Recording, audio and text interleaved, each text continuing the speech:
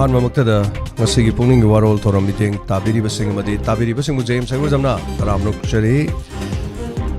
संदोक्चरीब theorem असी पुनिंग वारोल theorem 90.0 megahertz लांथोक्चरीब वाहोंग radio की यामना ख्वाइदगी पामना तानारिबा मदि यंगनारिबा जुमलबा थोरम पुनिंग वारोल नि प्लेटफॉर्म तराद मियामगी थोगल तौजरीबा तोंगान प्लेटफॉर्म सिंग रेडियो के प्रोग्राम संदोक्चरींगे कैमरा सिजनजरगा विजुअलाइजेशन ओंथोलगसु अखोना लांथोक्चबनी थोरम असिगी चनबी मतुंग इना नुक्तिगी फोंगलिबा पाउचे सिंग हेडलाइंस खरा पिजरी अहमद नारोल के थौदांदगी लोखचरी नोंग नुंगसिट अकनबा लेन अमदी मदुन मरम ओइरगा युम कया जरब साखरे मही मरों कयासु लेन फुदतुना मांगता थोकरे चीफ मिनिस्टर लेंगा की मरी लेना ऑफिशियल सिंग मिकुप नाहोम सिंग लेना नबगीदमा खंगनख्रे लोइनाना असम लेंगा नो कुकी अमदी मार कोलाई पाइब ग्रुप का शांति की खुजियक पिनख्रे हरी मणिपुर कायबदा इंडिया सुकाइगनी हाइना सेंटर लेंगा त खंगन बंगम लुचिंगबा मथौ ताय हाइना जोय कुमार फोंदोरकले लमदमसगी हॉस्पिटल सिंग दा मियाम न मिजेंग थममतम ओरे हाइना स्पीकर न फोंदोरकले चही खुदिंगी मणिपुरी मियोय कया अना लायेंगीदमक स्टेट असी वांगमद चतुना यामलबा सेंफम कया चलिबा सियंथननबा स्टेट असिदा लेरिबा हॉस्पिटल सिंग मपालमद पीरिबा अना लायेंगबगी फैसिलिटी हेना पीबगी मथौ ताय हाइना मणिपुर लेजिस्लेटिव असेंबली की स्पीकर थोकसोम सत्यव्रतन वाफम असी फोंदोक्रे था तरागी मनुंगदा लमलाई केंद्र की लंबी अयाम कोइलास थाबा लोइसिलगनी हाइबा वरोल फोंदोक्रे सेंसस तौद्रिंगै एनआरसी तौननब असेंबली वारिप लौगदबने पिंगना फोंदोरकली अलेक्स की मरी मखोंग मरी लेनबसिंग खंगहनबियु हाइना मरा पाइबिना फोंदोरकली मफम खंगदना मांगकिबा सगोबल तेरा सफम लेरक्तगी लेसांगतेम अलेक्स की अपोक्पा लेसांगतेम ननाव अमदी लेसांगतेम जनिता कनागुंबा लुप नत्रगा तोंगा तोंगा मियुसिना फाजिन पुंजिन थमलंब लेरमलबसु वकल मपुंग फाद्रिबा क्लास 9 खक्ता तंबा चई 13 खक्ता ओइबना मरम ओरगा मिनुंगसी यंगबिदुना माकिबा सिदगी अंगावबिगुम लेरिबा ममा मफा नत्रगा क्लब मेरा पाबी सिंग सिनबियो हैना तेरा सापम लेरक की मेरा पाबी सेक्रेटरी तासना क्राइजम न फोंदोरगले जेट JFD अमदी मेरा पाबी सिंग मिनिस्टर गोविंदास उनव फंकिद्रे मिनिस्टर की थोंग मियाम सौनक्रे कोंबा तुरेल लेंगा नमियंग चंगबियु असेंबली द पुथोक्तुना कन्नबा खनबियु हाइदुना येलोंगान मन फोंदोरगले कोइरंगे एयरफील्ड से हेरिटेज साइड मोइना थमननब मियामना कोइरंगे की लमी परिंग द खोंगचा चतुना वाकत मिफम चथक्रे अमरोमदा हुयल लानपाव की पाउसे हेडलाइंस तसु IMD मार्च 18 फावदा खाकराउगा लोइना अकनबा नोंग चुगनी हाइबा वाफम से तांग 18 बाव पीरी लेन अमसुंग अकनबा नुक्सित यावना नोंग युम हुंदोक्रे काय तोय क्या मरुम थोले तेंगवांग पिनबसो हौक्रे हरी कक्चिंग का मणिपुर कॉलेज ममांग लेब युम हुंदोक्किबा लोइना गाइखोंग लेना सोलब युम अमगी फोटोस यावरी लोइना असम वेस्ट बेंगल केरला तमिलनाडु अमदी पुंडुचेरी की मिखल मतम लौथोक्रे मे मरीदा बोट मसिंग थीगनी लोइना नोंगमई का कोना मियोय मफारे हारी सगोल सेम बोइसा एलेस तयाई निपुनिथोय मसागी चई 0.32 की पिस्तौल ममरु तरा कोना लाइफोंग खुनौ मया लेकादी फारे हारी सिक्योरिटी फोर्स ना लोइना VDF की पे structure सेमद्रिंगे अनोबा लौगनी हारिबसी पुन्ना Iraq मिनगदौरिब्रा हाइबा वहांग अमसोंग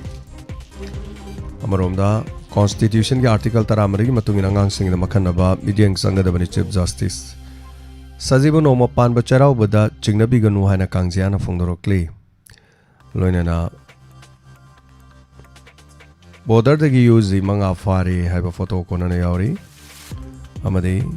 UPSC Civil Services Examination 2025 माई पाक्रबा ऋषिकांत तराम ओक्रे रिलीफ कैंप लेरबनी ngasi फावदी चाना सानबा लौद संगोम पिथक ngमदि येरुम पिजब ngमद्रि बो चोन फोंदोक वारोल आई लोइना वीडियो कुकी निंगोल ओइबदगी कांगपोपिदा इसा नुपी गले होरे चानुपागा आइगना लांजेलकपनी हाइबा वाफम यावर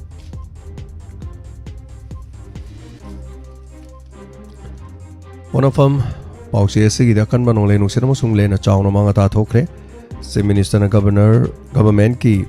Official Simikop na homsing lane ba kangan kre State Mari amazing Union Territory amagi mikhal matam lauthokre CAZ report solid waste ki damak kayar cloud ga suga mena thoksadana damak lakli oina na mahiroi Alex Mang ki bagi wakat mi pham kre habina chingba yauri mapan gi oiba pauda China ge yamna dap tawkiba air defense system pura phagi ta kre haina report amagi matung ina phongdorokre oina na South Korea madi Japan Strait of Hormuz ki jahasing thajilakani haina Trump asa tauri Chayol anirongi tumina lero matungda China gi plane ama Taiwan gi maikai da faisilakre Peninsula da embassy building the US ki firan chingkalakre loina na Middle East ki tension marakta Seran Turan post toba India masa trama panyor miyo ikontra mga fana na ba UAE na order tawkre Myanmar lanmina prisons of war gi camp ta air strike chathaduna miyo chamaga tarataruk hat kre hairi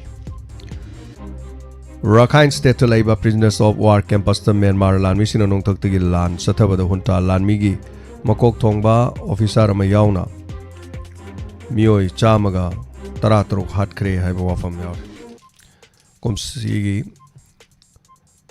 Apigani mathangi Middle East ke taraturni chanba landa US amasung Israel Iran gi Isfahan sisti de landa aduna miyo tara mga hat kre hari Iraq ta aircraft kai bada US airman mga masak maming khang ngamdri laikhidri hari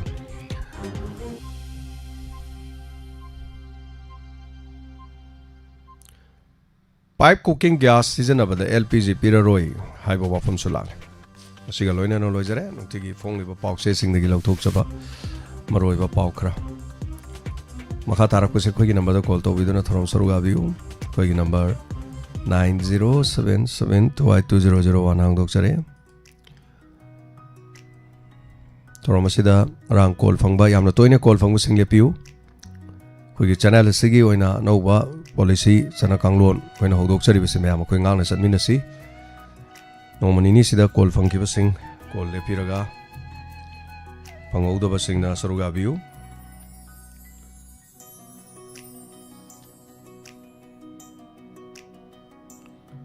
Asige first caller kanan oi habadu yamina si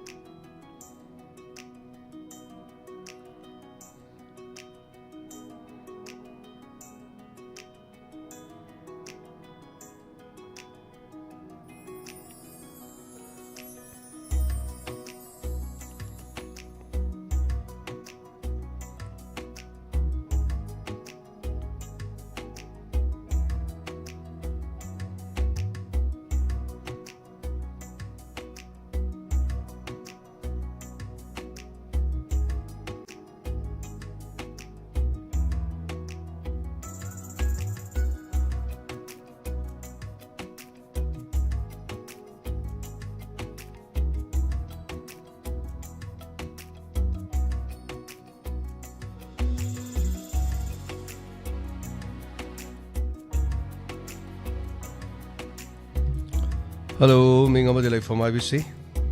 Hello, good afternoon, sir. Ram nok sari. Robin Meti kumazam nung pupitan man bisa. Tapi Robin kari habini. Ngarang aingi nung lay nung sit akak araw do na maram orakanda social media da mayam na so mayam na unaramani. Lien daw da tin ho ba imung da tin lien tasin ba aduga yum tiek pakai ba mayam si ubu da sukimati nungai taba ma phauja ba ta sa ko. Ngarang ahing oin tawri ro. O ngarang ahing kharakan na tawgi ma malasa. Adom site kiro karong gino. Ako swai da di thoidok pati akai di yaw jadde sa do sum media da ubu da. Robin ki pau do lalam daw mari ngarang ahing di tawdi ngarang nung thindagi tawbani. Oh, ngarang nung tildagi. Oh, anu mana khara uja ba hai tare sa. Ngarang puning waron adu di puning waron si yang biram maro tabiram dong mandre. Oh, ngarang di taja hodre sa. Oh, ngarang loi ut pani video na chingba loi ut pani ko. Hoi sa. Aya ngarang to ki basi pung ani makhai. Ado ko songi di hauje phawba line mai ju lagti sa. Hoi. Oh, yar gum khara tat tamal. Si pungtok jage sum tok jak. Hoi, Robin ang mga tayam to maroi na khoi Kakching district, Bishempur district. Adu yam to so easy ko. Thoubal ꯗꯤꯁꯇ꯭ꯔꯤꯛꯀꯤ ꯃꯐꯝ ꯈꯔ ꯁꯤꯅꯤ ꯑꯌꯥꯝꯕ ꯁꯣꯏꯁꯦ ꯑꯗꯣ Thoubal ꯗꯤꯁꯇ꯭ꯔꯤꯛꯁꯤ Thoubal district ꯍꯥꯏꯔꯒꯁꯨ ꯑꯩꯈꯣꯏ ꯈꯣꯡꯖꯣꯝꯗꯒꯤꯅ ꯁꯤ ꯋꯥꯡꯖꯤꯡ ꯌꯧꯗꯦ ꯍꯥꯏꯇꯥꯔꯦꯀꯣ ꯑꯗꯨꯅ ꯑꯩꯈꯣꯏꯒꯤ ꯈꯣꯡꯖꯣꯝ ꯐꯥꯎꯕꯗꯤ ꯌꯥꯝ ꯐꯖꯅ ꯁꯣꯛꯑꯦ ꯑꯗꯨꯒ ꯈꯣꯡꯖꯣꯝꯗꯤ ꯊꯧꯕꯥꯜ ꯗꯤꯁꯇ꯭ꯔꯤꯛ ꯆꯤꯡꯉꯤ ꯈꯣꯡꯖꯣꯝꯗꯒꯤ ꯍꯦꯛ ꯂꯥꯟꯊꯕꯗ ꯁꯣꯔꯥ ꯌꯧꯔꯦ ꯁꯣꯔꯥꯁꯤ ꯀꯛꯆꯤꯡ ꯗꯤꯁꯇ꯭ꯔꯤꯛ ꯆꯤꯡꯉꯤ ꯑꯗꯨꯒ ꯋꯥꯕꯒꯥꯏ ꯀꯩꯔꯛ ꯑꯗꯨ ꯁꯣꯝ ꯅꯥꯀꯟꯗ ꯑꯗꯒꯤꯗꯤ ꯂꯥꯡꯃꯩꯗꯣꯡ ꯑꯗꯨꯒ ꯃꯈꯥ ꯊꯪꯕ ꯁꯔꯨꯛꯁꯤꯡ ꯑꯗꯨꯒ ꯀꯛꯆꯤꯡ ꯈꯨꯅꯧ ꯋꯥꯡꯉꯨ ꯑꯁꯣꯝꯗ ꯑꯗꯨꯒ ꯑꯩꯈꯣꯏꯒꯤ ꯕꯤꯁꯅꯨꯄꯨꯔ ꯗꯤꯁꯇ꯭ꯔꯤꯛ ꯍꯥꯏꯇꯥꯔꯦꯀꯣ ꯁꯣꯝ ꯅꯥꯀꯟꯗꯅꯤ ꯑꯌꯥꯝꯕ ꯌꯥꯝ ꯁꯣꯛꯏꯁꯤ ꯊꯥꯒꯠꯆꯔꯤ ꯔꯣꯕꯤꯟ ꯁꯔꯨꯛ ꯌꯥꯕꯤꯔꯛꯄ ꯁꯤꯒꯤꯗꯃꯛ ꯍꯜꯂꯣ Good afternoon, sir. ꯇꯔꯥꯃꯨꯛꯆꯔꯤ Phone tꯧꯖꯔꯛꯏꯕ ꯑꯩ ꯁꯔ ꯗꯣꯕ ꯈꯨꯔꯥꯏꯖꯝ ꯄꯤꯁꯨꯝꯗꯒꯤꯅꯤ ꯁꯔ ꯍꯣꯏ ꯍꯣꯏ ꯑꯣꯖꯥ ꯁꯔ ꯑꯩꯈꯣꯏꯒꯤ ꯉꯔꯥꯡꯁꯤ ꯁꯔ ꯑꯩꯈꯣꯏꯒꯤ ꯃꯐꯝ ꯈꯔꯗ ꯁꯔ ꯌꯥꯝ ꯅꯨꯡꯉꯥꯏꯇꯕ ꯊꯧꯗꯣꯛ ꯂꯦꯟꯒꯤ ꯑꯗꯒꯤ ꯅꯣꯡ ꯅꯨꯡꯁꯤꯠꯀꯤ ꯑꯗꯒꯤ ꯑꯩꯈꯣꯏꯒꯤ ꯃꯅꯥ ꯃꯁꯤꯡ ꯊꯥꯖꯔꯤꯕꯁꯤꯡꯒꯤ ꯑꯗꯨꯒꯨꯝꯂꯕ ꯌꯥꯝ ꯂꯥꯏꯕꯛ ꯊꯤꯕ ꯍꯥꯏꯒꯗ꯭ꯔꯥ ꯁꯔ ꯑꯗꯨꯒꯨꯝꯕ ꯃꯌꯥꯝ ꯑꯃ ꯑꯩꯈꯣꯏꯅꯁꯨ ꯁꯔ ꯎꯖꯔꯦ ꯇꯥꯖꯔꯦ ꯁꯔ ꯍꯣꯏ ꯑꯗꯨꯗ ꯍꯧꯖꯤꯛ ꯐꯥꯎꯕꯗꯤ ꯁꯔ ꯂꯩꯉꯥꯛꯅꯕꯨꯗꯤ ꯂꯥꯎꯊꯣꯔꯛꯄ ꯊꯦꯡꯅꯗ꯭ꯔꯤ ꯑꯗꯨꯕꯨ ꯇꯧꯕꯗꯗꯤ ꯑꯩꯅ ꯈꯤꯇꯪ ꯑꯦꯗꯚꯥꯟꯁ ꯑꯣꯏꯅ ꯍꯥꯏꯖꯅꯤꯡꯕꯁꯤ ꯀꯔꯤꯒꯨꯝꯕ ꯂꯩꯕꯥꯛꯀꯤ ꯃꯥꯏꯀꯩꯗꯒꯤ ꯑꯩꯈꯣꯏꯒꯤ ꯃꯌꯨꯝ ꯃꯀꯩ ꯇꯤꯟ ꯍꯣꯈ꯭ꯔꯕꯁꯤꯡ ꯑꯗꯒꯤ ꯑꯃꯥꯡ ꯑꯇꯥ ꯊꯣꯛꯈ꯭ꯔꯕꯁꯤꯡ ꯑꯗꯨꯗ ꯁꯔ ꯑꯩꯈꯣꯏꯒꯤ ꯀꯝꯄꯦꯟꯁꯦꯁꯟ ꯄꯤꯕ ꯃꯇꯝꯗ ꯁꯔ ꯑꯩꯈꯣꯏꯒꯤ ꯃꯃꯥꯡ ꯍꯥꯛꯇꯛꯇꯗꯤ ꯁꯔ ꯌꯣꯡꯂꯩ ꯃꯦꯂꯩ ꯅꯥꯏꯕꯒꯤ ꯈꯨꯄꯤ ꯑꯃ ꯁꯔ ꯑꯩꯈꯣꯏꯅ ꯌꯥꯝ ꯊꯦꯡꯅꯖꯩꯌꯦꯕ ꯁꯔ ꯀꯅꯥꯒꯨꯝꯕ ꯑꯩꯒꯤ ꯃꯤꯅꯤ ꯑꯩꯉꯣꯟꯗ ꯚꯣꯠ ꯄꯤꯗꯦꯒ ꯍꯥꯏꯕꯒꯤ ꯋꯥꯍꯧꯗꯒꯤ ꯀꯅꯥꯒꯨꯝꯕꯁꯤꯡꯗ ꯌꯥꯝꯅ ꯅꯤꯡꯕ ꯀꯥꯏꯕ ꯑꯗꯒꯤ ꯀꯅꯥꯒꯨꯝꯕ ꯇꯁꯦꯡꯅ ꯚꯤꯛꯇꯤꯝ ꯑꯣꯏꯔꯤꯕꯁꯤꯡꯗꯨꯗꯅ ꯁꯔ ꯂꯦꯟꯅ ꯅꯪꯈ꯭ꯔꯕꯁꯤꯡꯗꯨꯗꯅ ꯁꯔ ꯖꯤꯡꯒ ꯄꯤꯗꯕ ꯑꯗꯨꯒ ꯑꯉꯝ ꯑꯊꯧ ꯀꯅꯥꯒꯨꯝꯕ ꯈꯔꯒꯤꯅ ꯌꯦꯡꯒꯣꯟ ꯉꯥꯅꯨ ꯃꯀꯣꯟꯒꯤ ꯑꯗꯨꯒꯨꯝꯕꯒꯤ ꯖꯤꯡꯒꯗꯤ ꯍꯦꯛ ꯄꯤꯕꯒꯨꯝꯕ ꯑꯗꯨꯒꯨꯝꯕꯁꯨ ꯁꯨꯝ ꯊꯦꯡꯅꯖꯕ ꯁꯔ ꯑꯗꯨꯅ ꯌꯥꯔꯒꯗꯤ ꯍꯟꯗꯛꯀꯤꯁꯤꯗꯗꯤ ꯑꯩꯈꯣꯏꯒꯤ ꯑꯦꯝ ꯑꯦꯜ ꯑꯦꯅꯕꯨ ꯑꯣꯏꯔꯦ ꯃꯥꯒꯤ ꯃꯤꯕꯨ ꯊꯥꯗꯣꯛꯑꯒ ꯒꯃꯦꯟꯒꯤ ꯁꯔꯚꯦꯕꯨ ꯂꯥꯛꯑꯦ ꯇꯁꯦꯡꯅ ꯚꯤꯛꯇꯤꯝ ꯑꯣꯏꯔꯤꯕ ꯀꯥꯡꯕꯨꯁꯤꯡꯗꯨ ꯃꯨꯟꯅ ꯈꯟꯗꯣꯛꯄꯤꯔꯒ ꯑꯋꯥꯕ ꯇꯥꯔꯕꯁꯤꯡꯗꯨꯗ ꯑꯣꯏꯅ ꯁꯔ ꯄꯤꯕꯤꯌꯨ ꯍꯥꯏꯕ ꯋꯥꯐꯝꯁꯤꯃꯇꯪꯒ ꯊꯝꯖꯔꯤ ꯑꯗꯨꯒ ꯁꯔ ꯑꯔꯣꯏꯕꯗ ꯄꯤꯕꯤꯕ ꯃꯇꯝꯗꯁꯨ ꯁꯔ ꯈꯤꯇꯪ ꯀ꯭ꯋꯥꯂꯤꯇꯤ ꯂꯩꯕ ꯑꯩꯈꯣꯏꯒꯤ ꯖꯤꯡꯒꯒꯨꯝꯕꯁꯤ ꯄꯤꯕꯤꯔꯗꯤ ꯐꯗꯣꯏꯅꯤ ꯃꯃꯥꯡꯗꯒ ꯄꯤꯔꯤꯕ ꯖꯤꯡꯒꯗꯨ ꯁꯔ ꯌꯥꯝꯅ ꯀ꯭ꯋꯥꯂꯤꯇꯤꯒ ꯂꯩꯇꯕ ꯁꯔ ꯑꯩꯈꯣꯏꯒꯤ ꯕꯥꯟ ꯑꯃꯒ ꯁꯔ ꯑꯩꯈꯣꯏꯒꯤ ꯂꯣꯜꯂꯒ ꯁꯦꯒꯥꯏꯕ ꯌꯥꯕ ꯑꯗꯨꯒꯨꯝꯕ ꯖꯤꯡꯒꯒꯨꯝꯕ ꯑꯣꯏꯅ ꯄꯤꯕ ꯁꯔ ꯑꯗꯨꯗꯨꯅ ꯁꯔ ꯑꯩꯈꯣꯏꯒꯤ ꯃꯇꯨꯡ ꯇꯥꯔꯛꯄꯗ ꯑꯃꯨꯛ ꯂꯦꯟꯒꯨꯝꯕ ꯀꯩꯒꯨꯝꯕ ꯇꯥꯔꯛꯄꯗ ꯑꯃꯨꯛ ꯍꯟꯅ ꯑꯃꯨꯛ ꯍꯦꯛꯇ ꯍꯣꯕꯒꯤ ꯃꯑꯣꯡ ꯇꯧꯕ ꯑꯗꯨꯅ ꯌꯥꯔꯒꯗꯤ ꯁꯤꯒꯨꯝꯕꯁꯤ ꯌꯥꯝ ꯈꯤꯇꯪ ꯀꯨꯞꯅ ꯇꯧꯔꯒ ꯁꯔ ꯈꯤꯇꯪ ꯀ꯭ꯋꯥꯂꯤꯇꯤ ꯂꯩꯕ ꯁꯤꯒꯨꯝꯕꯁꯤꯡꯁꯤ ꯑꯩꯅ ꯄꯤꯕꯤꯌꯨ ꯍꯥꯏꯅ ꯃꯔꯤ ꯂꯩꯅꯕ ꯑꯣꯊꯣꯔꯤꯇꯤꯁꯤꯡꯗ ꯁꯔ ꯑꯩꯅ ꯑꯍꯣꯡ ꯔꯦꯗꯤꯑꯣꯒꯤ ꯄ꯭ꯂꯦꯠꯐꯣꯝꯁꯤꯗꯒꯤ ꯁꯔ ꯄꯨꯛꯅꯤꯡ ꯆꯤꯡꯁꯤꯟꯖꯕꯅꯤ ꯁꯔ ꯊꯦꯡꯛ ꯌꯨ ꯁꯔ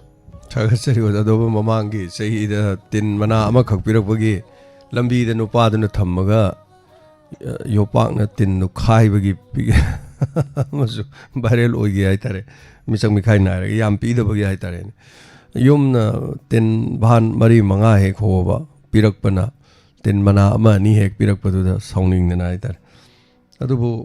ꯊꯨꯡꯒꯤꯗꯕꯁꯨ ꯑꯗꯨꯝ ꯌꯥꯎꯏ ꯑꯊꯨꯡꯕꯁꯨ ꯑꯗꯨꯝ ꯌꯥꯎꯏ ꯚꯦꯟ ꯑꯃꯃꯝ 2-2 ꯑꯗꯨꯃꯥꯏꯅ ꯊꯨꯡꯈꯤꯕꯁꯨ ꯑꯗꯨꯝ ꯌꯥꯎ ꯃꯥꯜꯂꯦ ꯑꯗꯨꯕꯨ ꯍꯟꯗꯛꯀꯤꯁꯤ ꯆꯦ ꯊꯥꯖꯟꯕꯒꯤ ꯃꯑꯣꯡ ꯐꯣꯡꯒꯥꯏꯁꯨ ꯎꯕ ꯐꯪꯉꯤ ꯑꯩꯈꯣꯏꯒꯤ ꯒ꯭ꯔꯨꯞꯇꯁꯨ ꯍꯦꯟꯗꯤ ꯂꯥꯏꯁ꯭ꯔꯝꯅ ꯃꯗꯨꯒꯤ ꯀꯩꯅꯣꯗꯨ ꯒ꯭ꯔꯨꯞꯇ ꯊꯥꯕꯤꯔꯛꯄ ꯎꯏ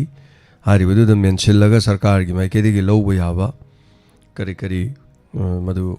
ꯐꯪꯕ ꯌꯥꯕ ꯂꯩꯔꯗꯤ ꯇꯥꯟꯅꯕꯤꯌꯨ ꯍꯥꯏꯗꯅꯀꯣ ꯑꯗꯨ ꯄꯤꯔꯛꯀꯗ꯭ꯔꯥ ꯄꯤꯔꯣꯏꯗ꯭ꯔꯥ ꯍꯥꯏꯗꯤ ꯈꯪꯗꯦ ꯇꯥꯟꯅꯕꯗꯤ ꯐꯩ ꯍꯥꯏꯇꯥꯔꯦ ꯍꯜꯂꯣ ꯍꯜꯂꯣ ꯃꯤꯡꯒ ꯂꯩꯐꯝꯒ ꯍꯥꯏꯕꯤꯌꯨ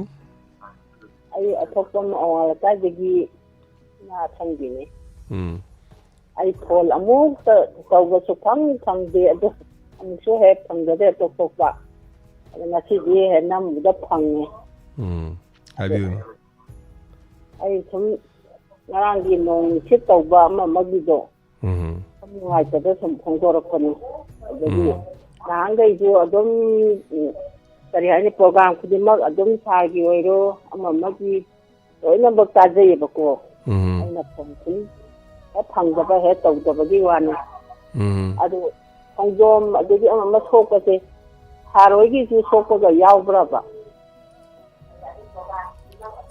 ꯌꯨꯝꯗ ꯁꯣꯛꯄꯗꯤ ꯂꯩꯇꯦ ꯃꯅꯥ ꯃꯁꯤꯡ ꯍꯩ ꯔꯥ ꯈꯔ ꯁꯣꯛꯄꯩ ꯋꯥꯅꯤ ꯑꯇꯩ ꯃꯐꯝꯗꯗꯤ ꯌꯥꯝ ꯁꯣꯛꯑꯦ ꯌꯥꯝ ꯅꯨꯡꯉꯥꯏꯇꯦ ꯍꯥꯏꯕ ꯑꯩꯈꯣꯏꯒꯤꯗꯗꯤ ꯁꯣꯛꯇꯦꯕ ꯀꯌꯥ ꯍꯣꯏ ꯑꯩꯈꯣꯏꯁꯨ ꯁ꯭ꯇꯥꯐ ꯑꯃ ꯑꯩꯈꯣꯏ ꯁ꯭ꯇꯥꯐ ꯁꯨꯔꯖꯤꯠꯀꯤ ꯁꯣꯛꯏ ꯍꯣꯏ ꯃꯥ ꯌꯥꯝ ꯁꯣꯛꯅꯔꯦ ꯑꯗꯣ ꯑꯩꯈꯣꯏ ꯁꯤꯗ ꯑꯇꯣꯞꯄꯗꯗꯤ ꯇꯥꯔꯁꯨ ꯌꯥꯝ ꯀꯨꯞꯅ ꯇꯥꯏꯌꯦꯕꯀꯣ ꯍꯣꯏ ꯑꯗꯨ ꯑꯇꯩ ꯃꯐꯝꯗꯗꯤ ꯌꯥꯝ ꯅꯨꯡꯉꯥꯏꯇꯅ ꯇꯥꯕ ꯍꯣꯏ ꯏꯃꯥ ꯑꯩꯈꯣꯏ ꯁꯤꯗꯁꯨ ꯌꯥꯝ ꯀꯨꯞꯅ ꯇꯥꯒꯟꯕꯅꯤ ꯑꯗꯨꯕꯨ ꯉꯔꯥꯡꯗꯤ ꯈꯔ ꯆꯥꯎꯅ ꯇꯥꯈ꯭ꯔꯦ ꯑꯗꯣ ꯀꯨꯝꯕꯝꯁꯨ ꯌꯥꯝ ꯆꯥꯎꯅ ꯇꯥꯈꯤ ꯃꯔꯝ ꯈꯔ ꯈꯥꯏꯗꯣꯛꯑꯒ ꯍꯥꯏꯇꯥꯔꯦ ꯃꯥꯀꯣ ꯍꯣꯏ ꯑꯗꯨ ꯑꯩꯅ ꯁꯨꯝ ꯍꯪꯖꯅꯤꯡꯉꯛꯄ ꯍꯣꯏ ꯍꯣꯏ ꯍꯣꯏ ꯅꯨꯡꯉꯥꯏꯇꯕ ꯅꯍꯥꯟꯒꯩ ꯁꯨꯝ ꯐꯣꯟ ꯁꯨꯝ ꯁꯣꯛꯄ ꯍꯦꯛ ꯐꯪꯗꯕ ꯑꯗꯨ ꯑꯃꯨꯛꯁꯨ ꯍꯦꯛ ꯅꯝꯕ ꯑꯗ ꯇꯥꯟꯖꯥ ꯆꯥꯗꯦꯅ ꯉꯁꯤꯗꯤ ꯇꯧꯒꯦꯅ ꯇꯧꯗ ꯐꯪꯉꯤ ꯍꯣꯏ ꯍꯣꯏ ꯑꯗꯨ ꯍꯥꯏꯒꯦ ꯇꯧꯕꯅꯤꯗ ꯐꯅꯤ ꯃꯥ ꯊꯥꯒꯠꯆꯔꯤ ꯊꯧꯔꯝ ꯁꯔꯨꯛ ꯌꯥꯕꯤꯔꯛꯄ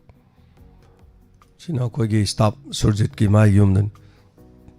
ꯖꯔꯞ ꯁꯥꯔꯦ ꯃꯥꯗ ꯅꯠꯇꯦ ꯑꯇꯩ ꯃꯌꯥꯝ ꯑꯃ ꯑꯩꯈꯣꯏ ꯗꯣꯅꯔꯁꯤꯡꯗꯁꯨ ꯁꯣꯛꯄ ꯌꯥꯝ ꯌꯥꯎꯅꯩ ꯗꯣꯅꯔꯒꯤꯁꯦ ꯍꯧꯈꯤꯕꯗꯗꯤ ꯑꯩꯈꯣꯏꯅ ꯑꯋꯥ ꯑꯅꯥꯒꯤ ꯑꯇꯩ ꯃꯇꯦꯡ ꯌꯥꯝ ꯄꯥꯡꯗꯅ ꯑꯩꯈꯣꯏꯒꯤ ꯂꯥꯟꯒꯤ ꯀꯔꯤ ꯂꯩꯕꯗꯨꯗ ꯑꯩꯈꯣꯏꯒꯤ ꯐꯟꯁꯨ ꯈꯔ ꯂꯩꯕꯗꯒꯤ ꯑꯩꯈꯣꯏꯅ ꯍꯟꯗꯛꯇꯤ ꯗꯣꯅꯔꯒꯤꯗ ꯑꯣꯏꯅ ꯃꯇꯦꯡ ꯄꯥꯡꯁꯦꯅ ꯈꯔ ꯄꯥꯡꯉꯤ ꯍꯟꯗꯛꯀꯤꯗꯤ ꯑꯩꯈꯣꯏ ꯈꯟꯅꯕ ꯂꯩꯇ꯭ꯔꯤ ꯃꯔꯝꯗꯤ ꯍꯟꯗꯛꯇꯤ ꯑꯅꯥꯕ ꯃꯁꯤꯡ ꯌꯥꯝ ꯌꯥꯝꯃꯤ ꯀꯦꯟꯁꯔꯒꯤ ꯀꯔꯤꯒꯤ ꯑꯩꯈꯣꯏꯅ ꯄꯥꯡꯉꯛꯏꯕꯁꯤ ꯌꯥꯝꯈ꯭ꯔꯦ ꯂꯩꯇꯕꯁꯨ ꯌꯥꯎꯅ ꯑꯇꯩ ꯍꯥꯏꯕ ꯇꯥꯏ ꯃꯤꯕꯨꯗꯤ 1,200 ꯑꯣꯏꯔꯁꯨ 1,200 ꯂꯣꯏꯅ ꯄꯩꯁꯥ ꯊꯥꯡꯗꯦ ꯃꯁꯤꯗ ꯃꯔꯨꯑꯣꯏꯅ ꯄꯩꯁꯥ ꯊꯥꯡꯕꯗꯤ ꯃꯤ 200 ꯍꯥꯏꯇꯥꯔꯦꯀꯣ 250 100 ꯁ꯭ꯋꯥꯏꯐꯥꯎꯗꯪꯅ ꯑꯌꯥꯝꯕ ꯑꯣꯏ ꯑꯗꯨꯒ ꯑꯌꯥꯝꯕꯅ ꯑꯇꯩꯗꯤ ꯄꯩꯁꯥ ꯊꯥꯡꯗꯦ ꯑꯗꯨꯅ ꯄꯩꯁꯥ ꯊꯥꯡꯗ꯭ꯔꯒꯁꯨ ꯑꯗꯨꯅꯅꯦ ꯑꯩꯈꯣꯏꯅ ꯂꯥꯎꯖꯩꯁꯨ ꯊꯥ 5-10 ꯊꯥꯡꯗ꯭ꯔꯒꯁꯨ ꯊꯥ ꯑꯃꯇꯪ ꯊꯥꯡꯉꯒ ꯊꯥ 2 ꯊꯥꯡꯉꯒ ꯑꯦꯛꯇꯤꯞ ꯑꯣꯏꯕꯤꯌꯨ ꯍꯥꯏꯅ ꯑꯩꯈꯣꯏꯅ ꯂꯥꯎꯖꯔꯤꯁꯤ ꯑꯗꯨꯅ ꯁꯤꯒꯨꯝꯕꯁꯤꯗ ꯑꯋꯥ ꯑꯅꯥ ꯇꯥꯔꯛꯄ ꯃꯇꯝꯗꯁꯨ ꯑꯩꯈꯣꯏꯅ ꯃꯇꯦꯡꯗꯨ ꯄꯥꯡꯈ꯭ꯔꯒꯗꯤ ꯁꯦꯜ ꯂꯥꯛꯏꯅ ꯁꯦꯜ ꯂꯥꯛꯄꯁꯤ ꯃꯇꯦꯡ ꯄꯥꯡꯉꯝꯗꯣꯏꯅꯦꯕ ꯑꯗꯨꯅ ꯈꯨꯗꯣꯡꯆꯥꯗꯦ ꯌꯥꯝꯅ ꯅꯨꯡꯉꯥꯏꯇꯦ ꯑꯗꯣ ꯍꯧꯖꯤꯛꯃꯛꯀꯤꯁꯨ ꯑꯩꯈꯣꯏ ꯊꯥꯒꯠꯂꯛꯏꯕ ꯃꯦꯝꯕꯔꯁꯤꯡꯒꯤ ꯑꯁꯣꯛꯄꯁꯤꯡ ꯊꯥꯒꯠꯄꯤꯔꯛꯄꯗꯤ ꯀꯩꯁꯨ ꯀꯥꯏꯕ ꯂꯩꯇꯦ ꯑꯗꯨꯕꯨ ꯍꯧꯖꯤꯛ ꯑꯩꯈꯣꯏ ꯃꯇꯦꯡ ꯄꯥꯡꯕꯗꯤ ꯈꯟꯅꯕ ꯂꯩꯇ꯭ꯔꯤ ꯃꯔꯝꯗꯤ ꯍꯧꯖꯤꯛ ꯑꯅꯥꯕꯒꯤꯁꯨ ꯄꯔꯤꯡ ꯁꯥꯅ ꯂꯩꯔꯤ ꯑꯩꯈꯣꯏꯒꯤ ꯃꯔꯛꯇꯁꯨ ꯑꯩꯈꯣꯏꯒꯤ ꯗꯣꯅꯔ ꯃꯦꯝꯕꯔ ꯑꯃꯁꯨ ꯑꯃꯨꯛ ꯀ꯭ꯋꯥꯀꯩꯊꯦꯜꯗꯒꯤ ꯑꯃꯁꯨ ꯍꯥꯏꯇꯥꯔꯦ ꯗꯣꯅꯔ ꯃꯦꯝꯕꯔ ꯑꯃꯁꯨ ꯀꯤꯗꯅꯤ ꯐꯦꯜ ꯑꯣꯏꯕꯒꯤ ꯄꯥꯎ ꯑꯃꯨꯛ ꯂꯥꯛꯑꯦ ꯍꯜꯂꯣ ꯃꯤꯡ ꯑꯃꯗꯤ ꯂꯩꯐꯝ ꯍꯥꯏꯕꯤꯌꯨ ꯐꯣꯟ ꯇꯧꯖꯔꯛꯏꯕ ꯑꯩ ꯋꯥꯡꯈꯩ ꯑꯌꯥꯡꯄꯜꯂꯤꯗꯒꯤ ꯔꯦꯅꯨ ꯇꯣꯏꯖꯝꯅꯦ ꯁꯥꯔ ꯇꯥꯛꯄꯤꯌꯨ ꯃꯦꯗꯥꯝ ꯗꯥꯏꯃꯟ ꯇꯤꯚꯤ ꯋꯥꯍꯣꯡ ꯔꯦꯗꯤꯑꯣ ꯇꯥꯕꯤꯔꯤꯕ ꯌꯦꯡꯕꯤꯔꯤꯕ ꯃꯌꯥꯝ ꯄꯨꯝꯅꯃꯛꯄꯨꯁꯨ ꯈꯨꯔꯨꯝꯖꯔꯤ ꯑꯩ ꯉꯁꯤꯗꯤ ꯁꯥꯔꯗ ꯋꯥꯐꯝ ꯑꯝꯇ ꯐꯣꯡꯗꯣꯛꯆꯒꯦ ꯑꯩꯒꯤ ꯏꯆꯦꯅꯦꯕ ꯃꯥꯕꯣꯛ ꯅꯥꯅꯤꯅ ꯃꯥꯒꯤ ꯑꯥꯏꯗꯤꯗꯗꯤ ꯕꯥꯕꯣꯛ ꯅꯥꯅꯤ ꯈꯪꯖꯔꯦ ꯅꯍꯥꯟ ꯃꯁꯥꯅꯁꯨ ꯇꯥꯛꯄꯤꯔꯝꯃꯦ ꯍꯣꯏ ꯃꯃꯤꯡꯗꯤ ꯀꯣꯟꯁꯝ ꯕꯤꯅꯥꯔꯥꯅꯤ ꯀꯧꯕꯅꯦꯕ ꯁꯥꯔ ꯍꯣꯏ ꯑꯗꯣ ꯑꯩꯒꯤ ꯏꯆꯦꯅꯦ ꯑꯩꯒꯤ ꯄꯣꯛꯃꯤꯟꯅꯕ ꯏꯆꯦ ꯈ꯭ꯋꯥꯏ ꯑꯍꯟꯅꯦ ꯅꯍꯥꯟ ꯃꯦꯗꯥꯝꯅꯁꯨ ꯇꯥꯛꯄꯤꯔꯝꯃꯦ ꯃꯦꯗꯥꯝ ꯕꯤꯂꯥ ꯃꯥꯏꯕꯝꯒꯤꯗ ꯆꯠꯄꯗ ꯁꯥꯔꯒ ꯊꯪꯅꯅ ꯂꯦꯞꯃꯤꯟꯅꯕꯅꯦꯕ ꯕꯤꯂꯥ ꯃꯥꯏꯕꯝꯒ ꯃꯣꯏ ꯑꯅꯤ ꯁꯥꯔꯒꯒꯤ ꯀꯥꯔꯛꯇ ꯂꯦꯞꯄꯤꯕ ꯐꯨꯔꯤꯠ ꯌꯦꯂꯣ ꯃꯆꯨꯅ ꯂꯤꯠꯄꯗꯣ ꯃꯦꯗꯥꯝ ꯑꯩ ꯈꯪꯖꯔꯦ ꯄꯣꯏꯟꯗꯨꯗ ꯑꯣꯏꯅ ꯂꯥꯛꯄꯤꯔꯣ ꯑꯗꯣ ꯑꯩ ꯈꯪꯖꯔꯦ ꯑꯗꯨꯝꯕꯗ ꯇꯥꯛꯇ꯭ꯔꯁꯨꯀꯣ ꯑꯩꯈꯣꯏ ꯂꯣꯏ ꯈꯪꯖꯔꯦ ꯑꯗꯣ ꯑꯩꯒꯤ ꯏꯆꯦꯅꯦ ꯄꯣꯛꯃꯤꯟꯅꯕ ꯑꯩꯒꯤ ꯏꯆꯦꯅꯦ ꯍꯣꯏ ꯃꯦꯗꯥꯝꯅꯁꯨ ꯅꯨꯃꯤꯠꯇꯨꯗ ꯇꯥꯛꯄꯤꯔꯦ ꯑꯗꯨꯅ ꯑꯩꯈꯣꯏ ꯃꯗꯨ ꯈꯪꯖꯔꯦ ꯃꯦꯗꯥꯝ ꯑꯩꯈꯣꯏꯅ ꯀꯥꯎꯕ ꯂꯩꯖꯗꯦ ꯑꯗꯨꯒ ꯑꯃꯅ ꯑꯩꯈꯣꯏꯒꯤ ꯀꯩꯅꯣꯒꯤ ꯈꯣꯟꯖꯦꯜꯁꯦ ꯀꯩꯅꯣꯗ ꯇꯥꯈꯤꯕ ꯈꯣꯟꯖꯦꯜ ꯇꯥꯗꯕ ꯌꯥꯝ ꯀꯨꯏꯔꯕ ꯃꯤꯁꯤꯡꯁꯦ ꯈꯤꯇ ꯊꯣꯛꯄꯤꯔꯛꯑꯒꯗꯤ ꯌꯥꯝ ꯅꯨꯡꯉꯥꯏꯖꯅꯤꯅ ꯈꯟꯖꯔꯤꯕ ꯑꯩꯅ ꯃꯦꯗꯥꯝ ꯃꯁꯥꯅ ꯃꯊꯧ ꯁꯪꯗꯕꯩ ꯑꯣꯏꯔꯝꯒꯅꯤꯗ ꯊꯧꯒꯨꯝꯁꯤꯗ ꯀꯩꯁꯨ ꯃꯁꯤꯗꯩꯗ ꯑꯗꯨ ꯗꯟꯗꯤ ꯅꯠꯇꯦꯗ ꯌꯥꯎꯅꯤꯡꯕ ꯃꯤ ꯑꯗꯨꯗꯤ ꯃꯁꯥꯅ ꯌꯥꯎꯔꯛꯀꯗꯕꯅꯤ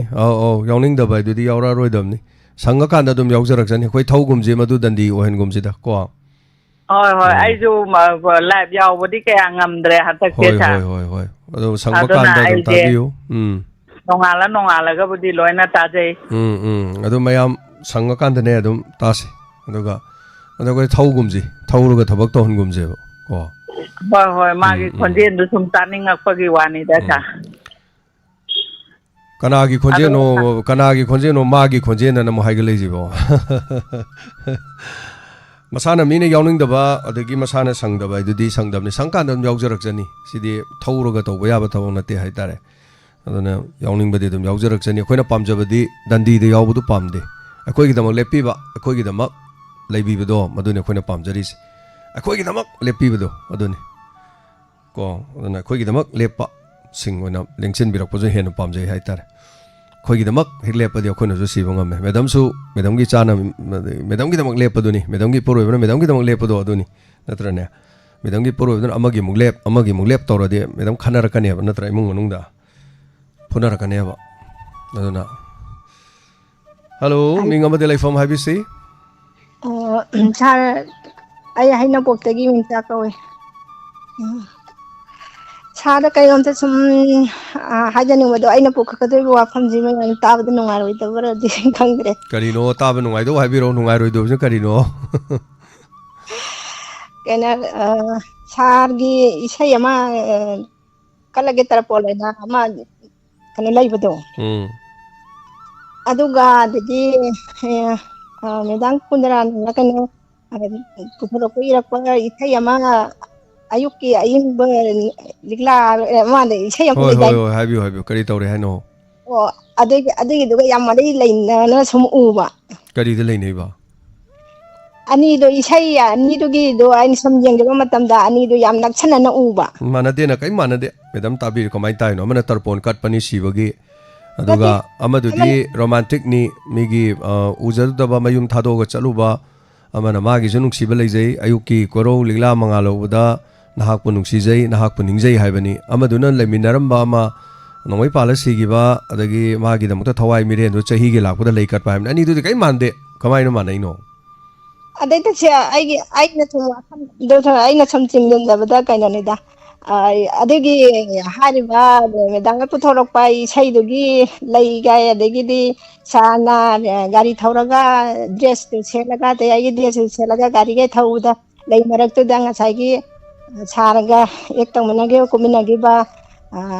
ꯀꯩꯅꯣꯅꯦ ꯅꯨꯄꯤ ꯃꯆꯥꯗꯣ ꯑꯗꯨ ꯒꯥꯏꯗꯣ ꯍꯥꯏꯐꯦꯠ ꯀꯥꯏ ꯊꯣꯛꯂꯛꯑꯒꯗꯤ ꯑꯅꯤꯗꯤ ꯌꯥꯝ ꯅꯛꯁꯟꯅꯒꯗꯧꯕ ꯁꯨꯝ ꯀꯩ ꯃꯥꯟꯗꯦꯗ ꯑꯗꯨꯒꯤꯗꯤꯀꯣ ꯀꯩ ꯑꯩꯅ ꯃꯥꯟꯗꯦ ꯍꯣꯏ ꯁꯨꯝ ꯑꯃꯗ ꯄꯨꯂꯤꯁ ꯑꯣꯏꯕꯗꯨꯒꯤ ꯊꯣꯛꯂꯛꯑꯅꯤ ꯋꯥꯔꯤ ꯑꯃꯃꯝꯅꯤ ꯍꯥꯏꯇꯥꯔꯦ ꯃꯦꯗꯥꯝ ꯀꯩꯁꯨ ꯀꯥꯏꯗꯦ ꯃꯦꯗꯥꯝꯅ ꯊꯃꯣꯏꯗ ꯁꯨꯝ ꯈꯟꯖꯕꯗꯣ ꯑꯅꯤꯗꯨꯗꯤ ꯀꯩ ꯃꯥꯟꯗꯦ ꯍꯥꯏꯇꯥꯔꯦ ꯑꯗꯨꯕꯨ ꯁꯤ ꯋꯥꯐꯝꯁꯦ ꯈꯛꯇꯔꯣ ꯑꯇꯩꯗꯤ ꯀꯔꯤ ꯍꯥꯏꯅꯤꯡꯕ ꯑꯗꯨ ꯁꯨꯝ ꯑꯩꯅ ꯑꯗꯩꯗ ꯉꯁꯥꯏꯒꯤ ꯏꯁꯩꯗꯨꯒꯤ ꯃꯔꯛꯇ ꯁꯥꯔꯅꯁꯨ ꯍꯥꯏꯕꯤꯈꯤꯕ ꯂꯩꯒꯤ ꯃꯔꯛꯁꯤꯗ ꯏꯁꯩꯒ ꯀꯩꯅꯣ ꯅꯨꯄꯤ ꯑꯃꯒ ꯊꯧꯑꯗꯤ ꯑꯣ ꯑꯗꯨ ꯊꯣꯛꯂꯛꯈꯤꯅꯤ ꯍꯌꯦꯡꯋꯥꯏ ꯈꯔ ꯂꯩꯔꯀꯥꯟꯗ ꯅꯝꯃ ꯂꯣꯏꯔꯦ ꯈꯔ ꯐꯖꯅ ꯑꯃꯨꯛ ꯅꯝꯃ ꯂꯣꯏꯔꯦ ꯅꯤꯡꯁꯤꯡꯕꯤꯈꯤꯕꯗꯣ ꯑꯗꯩꯗ ꯑꯩꯅ ꯑꯅꯤꯗꯣ ꯁꯨꯝ ꯌꯦꯡꯕꯗ ꯍꯥꯏꯐꯦꯠ ꯀꯥꯏ ꯁꯨꯝ ꯗ꯭ꯔꯦꯁ ꯀꯥꯏꯗꯨ ꯁꯨꯝ ꯑꯩꯅ ꯁꯨꯝ ꯆꯤꯡꯁꯤꯟꯖꯕꯗ ꯑꯣ ꯍꯥꯏꯐꯦꯠ ꯀꯩꯁꯨ ꯀꯥꯏꯗꯦ ꯑꯃꯁꯨ ꯄꯨꯂꯤꯁ ꯑꯣꯏꯕꯗ ꯑꯃꯁꯨ ꯄꯨꯂꯤꯁ ꯑꯣꯏꯕꯗꯨꯗ ꯄꯨꯂꯤꯁ ꯉꯥꯛꯇ ꯎꯌꯨꯅ ꯇꯧꯔꯤꯅꯤ ꯑꯗꯣ ꯋꯥꯔꯤꯗꯨꯗꯤ ꯃꯥꯟꯅꯗꯦ ꯃꯌꯦꯛꯁꯨ ꯃꯥꯟꯅꯗꯦ ꯍꯥꯏꯇꯥꯔꯦꯀꯣ ꯃꯦꯗꯥꯝ ꯀꯩꯁꯨ ꯀꯥꯏꯗꯦ ꯃꯦꯗꯥꯝꯅ ꯈꯟꯕꯤꯕ ꯍꯣꯏ ꯑꯩꯅꯕꯨꯗꯤ ꯍꯥꯏꯈꯤꯕ ꯂꯩ ꯑꯁꯦꯡꯕꯗꯤ ꯄꯨꯂꯤꯁ ꯑꯣꯏꯕ ꯅꯨꯄꯥ ꯑꯃꯅ ꯃꯥꯅ ꯃꯌꯨꯝ ꯊꯥꯗꯣꯛꯑ ꯆꯠꯄ ꯄꯨꯂꯤꯁꯀꯤ ꯋꯥ ꯅꯠꯇꯦ ꯁꯤꯐꯥꯏ ꯑꯣꯏꯔꯁꯨ ꯃꯌꯨꯝ ꯊꯥꯗꯣꯛꯑ ꯆꯠꯂꯤꯗꯅ ꯑꯗꯩꯗ ꯃꯌꯨꯝꯗ ꯍꯜꯂꯛꯄꯅꯦꯕ ꯒꯥꯔꯤ ꯊꯧꯔ ꯍꯜꯂꯛꯄꯅꯦꯕ ꯑꯗꯩꯗ ꯀꯣꯔꯧꯒꯤ ꯅꯤꯡꯊꯤꯔꯕ ꯃꯉꯥꯜꯒꯤ ꯃꯁꯦꯛ ꯃꯉꯥꯜꯁꯤꯗ ꯍꯩꯔꯥꯡ ꯂꯩꯔꯥꯡ ꯃꯌꯥꯝ ꯁꯥꯠꯂꯛꯄꯗꯨꯗ ꯃꯥꯁꯦ ꯋꯥꯈꯜꯗꯣ ꯑꯩꯒꯤꯁꯨ ꯑꯩꯒꯤ ꯅꯨꯡꯁꯤꯕꯤ ꯂꯩꯍꯧꯋꯤ ꯌꯨꯝꯗ ꯂꯩꯍꯧꯋꯤ ꯃꯐꯝꯗꯨꯗ ꯂꯩꯍꯧꯋꯤ ꯍꯥꯏꯅ ꯁꯩꯊꯥꯕꯅꯤ ꯍꯥꯏꯇꯥꯔꯦ ꯑꯗꯩꯗ ꯁꯨꯝ ꯂꯝꯕꯤꯗ ꯂꯥꯛꯄꯗ ꯍꯩꯀꯣꯜ ꯂꯩꯀꯣꯜ ꯃꯔꯛꯇꯒ ꯃꯤ ꯖꯒꯣꯏ ꯁꯥ ꯂꯩꯔꯝꯕꯗ ꯃꯥꯅ ꯃꯥꯒꯤ ꯅꯨꯡꯁꯤꯖꯕꯗꯣ ꯌꯥꯎꯕꯒꯩꯁꯦ ꯎꯕ ꯆꯪꯁꯜꯂꯨꯔꯀꯥꯟꯗꯅ ꯍꯦꯛ ꯑꯣꯏꯔꯝꯗꯕ ꯂꯝꯕꯤꯗꯒ ꯒꯥꯔꯤ ꯍꯦꯛ ꯈꯥꯝꯃꯛꯄ ꯑꯗꯒꯤꯗꯤ ꯃꯣꯏ ꯃꯌꯥꯝ ꯈꯥꯝꯃꯒ ꯃꯥ ꯚꯥꯞꯅ ꯒꯥꯔꯤꯗꯨ ꯈꯥꯝꯃꯨꯕ ꯆꯪꯁꯜꯂ ꯌꯦꯡꯀꯥꯟꯗꯅ ꯅꯨꯄꯤ ꯃꯆꯥ ꯑꯇꯣꯞꯄ ꯃꯌꯥꯝ ꯑꯣꯏ ꯂꯩꯔꯝꯕ ꯃꯥꯏ ꯅꯨꯄꯤꯗꯨꯗꯤ ꯌꯥꯎꯔꯝꯗꯕ ꯑꯗꯨ ꯑꯣꯏꯔꯒꯁꯨ ꯁꯨꯝ ꯈꯟꯖꯔꯒ ꯂꯥꯛꯄꯗꯣ ꯑꯗꯨꯒꯤ ꯋꯥꯔꯤꯅꯤꯗ ꯊꯥꯒꯠꯆꯔꯤ ꯀꯩꯁꯨ ꯇꯣꯉꯥꯟꯕ ꯊꯤꯝ ꯑꯃꯃꯝꯅꯤ ꯍꯥꯏꯇꯥꯔꯦ ꯑꯩꯈꯣꯏ ꯁꯤꯗ ꯏꯇꯩꯃ ꯑꯃ ꯂꯩꯌꯦ ꯑꯗꯨꯅ ꯀꯔꯤꯅꯣ ꯀꯩ ꯐꯤꯂꯝꯅꯣꯝ ꯌꯦꯡꯕꯅꯤꯅ ꯃꯥꯅ ꯆꯟꯗ꯭ꯔꯆꯨꯔ ꯅꯍꯥꯟꯋꯥꯏ ꯑꯃ ꯍꯤꯔꯣ ꯑꯃ ꯂꯩꯔꯝꯕꯗꯣ ꯑꯗꯨꯒꯤ ꯀꯔꯤꯅꯣ फिल्म हम दिएंगे फिल्म तो कहाँ हो रही है ये दिल आएंगे बाहर अपनों का हार क्या ओ क्या कहना तौरी येंगे तो माने क्या कहना फिल्म तो येंगे फम में कोई ते मदना तो अस्सी फिल्म से दे आई ngasai येंगे येंगबोन वारी जे बॉर्डर का चप माने यार होगल सके बेवानी बॉर्डर फिल्म तो कदी कई मांद्रे बा मरम दी बॉर्डर दुदी हौदे लो संदेश से आते हैं सिपाही की नहीं करा जैसे कि क्या कहना तो सिपाही में याद देवा मा फिल्म तो येंगे तंखाई चलगा न मान अस्सी फिल्म सी यारे तो वारी मखा खंगे बॉर्डर का चप माने यार होगल सके बे अदai वा लेहोरी बखो इमुंग ममी मैम दो नोए नावै दे खोई बीसीआर द तोरगा कैसेट काप फिल्म येंबी सीडी दे हम चनरमीदना सीडी का प्रो सीडी मेचिन हम लेनरमद्रिंगे दगा हाइतारे नेको हेलो हेलो इसे बुंगा इसे सेतान चे सुम करिगुम्बा वहाई अमा सुम इसे अनतो फोंफोक जागे सुम हजिगी मतम दिको कोई करिगुम्बा वाकटपा मतम दा कोई आनगी वाकटपा मतम दा अचुम्बा मिगिजु पैसा दum लौवे हजि कोई मनिपु चनरिसे अदगी अरानबा मिगिसु दum लौवे को कोई मनिपु चनरिबसे अदो सुम सिगिदा सुम पेंजदबा आगिदा हेथु हाइतारे तारी टाइम थोसिदा केस तौरदि इसे लानगेरा सुंगेरा अनिमक लोय तिंगनी केस पुदि तौबनतेबको आइना लाक्चा निंगबो वाफमजे कोई मनिपुसे नुंगमया मरांग कायबको कोई इना खुंबा मचाना पाइबने हेली सुमाय तोंगना तांग टाइम थो ꯄꯨꯡ 12 ꯃꯈꯥꯏꯃꯨꯛ ꯇꯥꯕꯗ ꯑꯩꯈꯣꯏꯕꯨꯗꯤ ꯂꯣꯏꯁꯟꯈ꯭ꯔꯦꯕꯀꯣ ꯑꯩꯒꯤ ꯏꯁꯨ ꯑꯅꯤꯁꯦ ꯏꯁꯨ ꯑꯃꯅ 12 ꯇꯝꯃꯒ ꯑꯩꯈꯣꯏ ꯏꯟꯖꯤꯅꯤꯌꯥꯔ MITꯗ ꯇꯝꯃꯤ ꯑꯥꯗ ꯇꯝꯃꯨꯕꯗꯒꯤ ꯂꯥꯏꯔꯤꯛ ꯇꯝꯃꯨꯔꯀꯥꯟꯗ ꯏꯁꯨ ꯑꯇꯣꯝꯕꯗꯨꯅ ꯌꯥꯝ ꯆꯥꯎꯏ ꯃꯕꯥꯅꯤꯅ ꯑꯇꯣꯝꯕꯅ ꯍꯦꯜꯂꯤ ꯃꯥꯅ ꯍꯟꯗꯛ 10 ꯊꯥꯈꯤ ꯑꯗꯨꯒ ꯃꯕꯥꯅꯤꯁꯦ ꯒꯥꯔꯤ ꯆꯦꯛ ꯇꯧꯕ ꯆꯠꯄꯅꯦꯕ ꯄꯨꯅꯤꯌꯥꯗ ꯑꯗꯨꯒ ꯑꯩꯈꯣꯏ ꯀꯥꯂꯤꯃꯥꯏꯁꯤꯗꯒꯤ ꯑꯉꯥꯡ ꯅꯨꯄꯥ ꯃꯆꯥꯒꯅ ꯇꯥꯟꯅꯔꯒ ꯃꯅꯤꯡꯗ ꯑꯃꯨꯛ ꯊꯣꯡꯒꯦ ꯇꯧꯕ ꯑꯗꯩ ꯏꯁꯨ ꯅꯨꯄꯥ ꯃꯆꯤꯟ ꯃꯅꯥꯎ ꯏꯁꯨ ꯑꯍꯟꯁꯤꯅ ꯂꯩꯊꯣꯛꯑꯕ ꯑꯃꯨꯛ ꯁꯦꯀ꯭ꯔꯦꯇꯔꯤꯌꯦꯠ ꯃꯃꯥꯡꯗ ꯑꯃꯨꯛ ꯇꯥꯟꯅꯔꯒ ꯑꯃꯨꯛ ꯊꯣꯡꯒꯦ ꯇꯧꯔꯕ ꯁꯨꯈꯪ ꯈꯪꯅꯕ ꯅꯠꯇꯦꯀꯣ ꯑꯗꯒꯤ ꯑꯍꯨꯝ ꯁꯨꯕꯗ ꯑꯩꯈꯣꯏꯒꯤ ꯄꯣꯁ ꯑꯣꯐꯤꯁ ꯃꯃꯥꯡꯁꯤꯗ ꯊꯠꯆꯜꯂꯒ ꯑꯩꯈꯣꯏꯒꯤ ꯍꯥꯏꯖꯥꯅꯤ ꯀꯔꯤ ꯒꯥꯔꯤ ꯈꯨꯊꯧꯅꯣꯅꯦꯅ ꯑꯩꯈꯣꯏ ꯏꯁꯨ ꯅꯨꯄꯥꯁꯤꯅ ꯍꯥꯏꯖꯥꯅꯤ ꯑꯗꯒꯤ ꯑꯍꯟꯁꯤꯅ ꯊꯧꯔꯤꯕ ꯑꯇꯣꯝꯕꯤꯁꯤꯅ ꯇꯣꯡꯉꯤꯕ ꯑꯁ ꯏꯌꯥꯝꯕ ꯃꯁꯤ ꯒꯥꯔꯤ ꯈꯨꯊꯧꯁꯤ ꯌꯥꯝ ꯂꯨꯗꯦ ꯃꯥꯅ ꯐꯣꯇꯣ ꯅꯝꯖꯟꯕ ꯒꯥꯔꯤꯁꯤꯒ ꯒꯥꯔꯤ ꯅꯝꯕꯔꯁꯤꯒ ꯑꯗꯒꯤ ꯃꯥꯅ ꯏꯌꯥꯝꯕ ꯑꯁꯣꯝꯗ ꯂꯥꯏꯕ꯭ꯔꯦꯔꯤ ꯀꯩꯁꯥꯝꯄꯥꯠꯔꯣꯝꯗ ꯆꯠꯈ꯭ꯔꯦ ꯍꯧꯖꯤꯛ ꯒꯥꯔꯤꯗꯣ ꯍꯥꯏꯖꯥꯅꯦꯕ ꯃꯕꯥꯅꯤꯁꯦ ꯒꯥꯔꯤ ꯆꯦꯛ ꯇꯧꯕ ꯁꯨꯝ ꯆꯠꯄꯁꯤꯗ ꯑꯩꯈꯣꯏ ꯁꯦꯀꯦꯟ MRꯁꯤꯗ ꯃꯣꯏꯁꯦ ꯀꯨꯝꯊꯔꯒ 2 ꯁꯨꯔꯝꯃꯤ ꯑꯗꯩꯗ ꯈꯥꯝꯃꯒ ꯑꯩꯈꯣꯏ ꯈꯥꯝꯃꯤ ꯀꯨꯝꯊꯔꯤ ꯑꯩꯈꯣꯏ ꯈꯥꯝꯃꯕ ꯀꯨꯝꯊꯗꯤꯕ ꯑꯩꯈꯣꯏꯒꯤ ꯃꯃꯥꯡꯒꯤ ꯂꯨꯞꯁꯤꯗꯒꯤ ꯒꯥꯔꯤ ꯃꯊꯛꯇꯨꯗ ꯍꯦꯛꯇ ꯑꯃꯁꯤꯅ ꯑꯃ ꯑꯀꯣꯟꯕ ꯌꯥꯎꯁꯤꯅ ꯀꯤꯟꯅ ꯊꯤꯔꯛꯖꯥꯠꯅꯤ ꯑꯩꯈꯣꯏꯒꯤ ꯃꯅꯥꯎꯄꯥꯁꯤ ꯏꯄ꯭ꯋꯥꯁꯨ ꯃꯥꯜꯂꯦꯕ ꯑꯩꯁꯨ ꯌꯥꯝ ꯇꯧꯋꯦꯕ ꯌꯥꯝ ꯋꯥꯡ ꯆꯥꯎ ꯃꯥ ꯐꯨꯠ 3 ꯋꯥꯡꯉꯦꯕ ꯃꯥꯁꯤ ꯍꯟꯗꯛ 10 ꯊꯥꯔꯤ ꯃꯥꯅ ꯀꯣꯟꯁꯤꯜꯂꯒ ꯃꯌꯥꯝꯁꯤ ꯀꯣꯟꯁꯤꯜꯂꯒ ꯀꯤꯟ ꯊꯥꯔꯒ ꯃꯈꯨꯠꯁꯤꯅ ꯉꯥꯛꯊꯣꯛꯑꯒ ꯁꯨꯃꯥꯏꯅ ꯇꯧꯕꯗ ꯃꯥꯏ ꯄꯣꯠꯁꯦ ꯁꯠꯇꯣꯔꯛꯖꯥꯠꯅꯦꯕ ꯄꯣꯠ ꯁꯠꯇꯣꯔꯛꯄꯁꯤꯗꯒꯤ ꯃꯣꯏꯁꯤ ꯑꯉꯥꯡꯁꯤꯅ ꯍꯟꯗ꯭ꯔꯕ ꯄꯣꯠꯇꯨ ꯅꯣꯡꯃꯩ ꯁꯠꯂꯦ ꯎꯕꯗꯒꯤ ꯍꯥꯏꯔꯣ ꯏꯆꯦ ꯍꯥ ꯅꯣꯡꯃꯩ ꯑꯣ ꯁꯠꯇꯣꯔꯦ ꯑꯣ ꯍꯥꯏꯔꯣ ꯑꯣ ꯑꯣ ꯑꯣ ꯑꯩ ꯌꯥꯝ ꯀꯟꯅ ꯍꯥꯏꯅꯤꯡꯗꯕ ꯑꯗꯒꯤ ꯐꯣꯟ ꯇꯧꯔꯀꯥꯟꯗ ꯑꯉꯥꯡꯅ ꯊꯥꯔꯀꯥꯟꯗ ꯑꯩꯈꯣꯏ ꯂꯣꯏ ꯆꯥꯏꯊꯣꯛꯑꯦ ꯐꯥꯕ ꯉꯝꯗ꯭ꯔꯦ ꯈꯨꯗꯛꯇ ꯒꯥꯔꯤ ꯐꯥꯔꯦ ꯑꯩꯈꯣꯏꯒꯤ ꯆꯤꯡꯉꯥꯡ ꯈꯥꯗꯩ ꯑꯣꯏꯔꯝꯃꯦ ꯑꯉꯥꯡꯁꯤ ꯊꯤꯀꯥ ꯇꯔꯥ ꯑꯃꯒꯤ ꯃꯆꯥ ꯃꯁꯨ ꯑꯣꯏꯔꯝꯃꯦ ꯑꯗꯒꯤ ꯑꯩꯈꯣꯏꯅ ꯇꯧꯔꯀꯥꯟꯗ ꯃꯣꯏꯁꯨ ꯐꯩ ꯁꯪꯒ ꯑꯩꯈꯣꯏꯁꯨ ꯐꯩ ꯇꯧꯅꯔꯀꯥꯟꯗ ꯑꯩꯈꯣꯏꯅ ꯑꯉꯥꯡ ꯃꯁꯦꯅꯦꯅ ꯃꯣꯏ ꯒꯥꯔꯤ ꯁꯣꯛꯄ ꯈꯨꯗꯤꯡꯃꯛ ꯁꯣꯛꯑꯒꯦ ꯈꯣꯠꯂꯒꯦ ꯇꯧꯋꯦ ꯑꯩꯁꯨ ꯆꯠꯂꯦ ꯑꯩꯁꯨ ꯉꯥꯡꯊꯔꯦ ꯉꯥꯡꯕꯁꯤ ꯍꯧꯖꯤꯛ ꯌꯥꯝ ꯂꯥꯟ ꯀꯧꯉꯦ ꯅꯛꯈ꯭ꯔꯕ ꯂꯝꯁꯤꯗ ꯀꯔꯤ ꯊꯣꯛꯑꯦ ꯇꯧꯁꯦ ꯍꯥꯏꯅ ꯃꯣꯏ ꯀꯩꯅꯣꯗ ꯊꯝꯃꯝꯃꯦꯅ ꯇꯧꯔꯦ ꯑꯗꯒꯤ ꯑꯗꯨꯃꯥꯏꯅ ꯇꯧ ꯉꯥꯡꯅꯔꯦ ꯑꯗꯨꯕꯨ ꯑꯩꯈꯣꯏꯁꯨ ꯑꯉꯥꯡꯅꯤ ꯃꯣꯏꯁꯨ ꯑꯉꯥꯡꯅꯦꯅ ꯑꯩꯈꯣꯏꯒꯤ ꯉꯥꯡꯐꯝ ꯊꯣꯛꯄ ꯉꯥꯡꯉꯦ ꯑꯩꯈꯣꯏꯁꯤꯅ ꯉꯥꯡ ꯀꯥꯟꯗ ꯃꯣꯏꯅ ꯂꯥꯜꯂꯦ ꯈꯣꯠꯂꯦ ꯇꯧꯖꯔ ꯑꯩꯈꯣꯏ ꯑꯗꯨꯝ ꯆꯦ ꯆꯥꯡ ꯏꯟꯅꯔꯒ ꯑꯗꯨꯃꯥꯏꯅ ꯂꯣꯏꯁꯜꯂꯦ ꯑꯩꯅ ꯂꯥꯛꯆꯅꯤꯡꯉꯤ ꯋꯥꯐꯝꯅꯤ ꯍꯌꯦꯡ ꯆꯩꯔꯥꯎꯕꯅꯤ ꯍꯧꯖꯤꯛ ꯅꯣꯡꯃ ꯌꯥꯝ ꯃꯔꯥꯡ ꯀꯥꯏꯕ ꯑꯩꯈꯣꯏꯗ ꯇꯧꯔꯛꯈꯤꯕꯗꯣ ꯑꯗꯨꯃꯥꯏꯅ ꯑꯉꯥꯡꯉꯩ ꯆꯠꯄꯗ ꯆꯦꯛꯁꯤꯟꯕꯤꯌꯨ ꯍꯥꯏꯅꯤꯡꯉꯦ ꯑꯩꯈꯣꯏ ꯃꯅꯤꯄꯨꯔꯁꯦ ꯅꯣꯡꯃ ꯌꯥꯝ ꯃꯔꯥꯡ ꯀꯥꯏꯌꯦꯕ ꯑꯗꯨꯝ ꯑꯩꯈꯣꯏ ꯃꯁꯛꯁꯨ ꯈꯪꯉꯤ ꯆꯤꯡꯉꯥꯡ ꯈꯥꯗꯩ ꯑꯣꯏꯔꯝꯃꯦ ꯃꯃꯤꯡꯗꯤ ꯄꯜꯂꯔꯣꯏ ꯃꯃꯥ ꯃꯄꯥꯒꯤ ꯃꯃꯤꯡꯁꯨ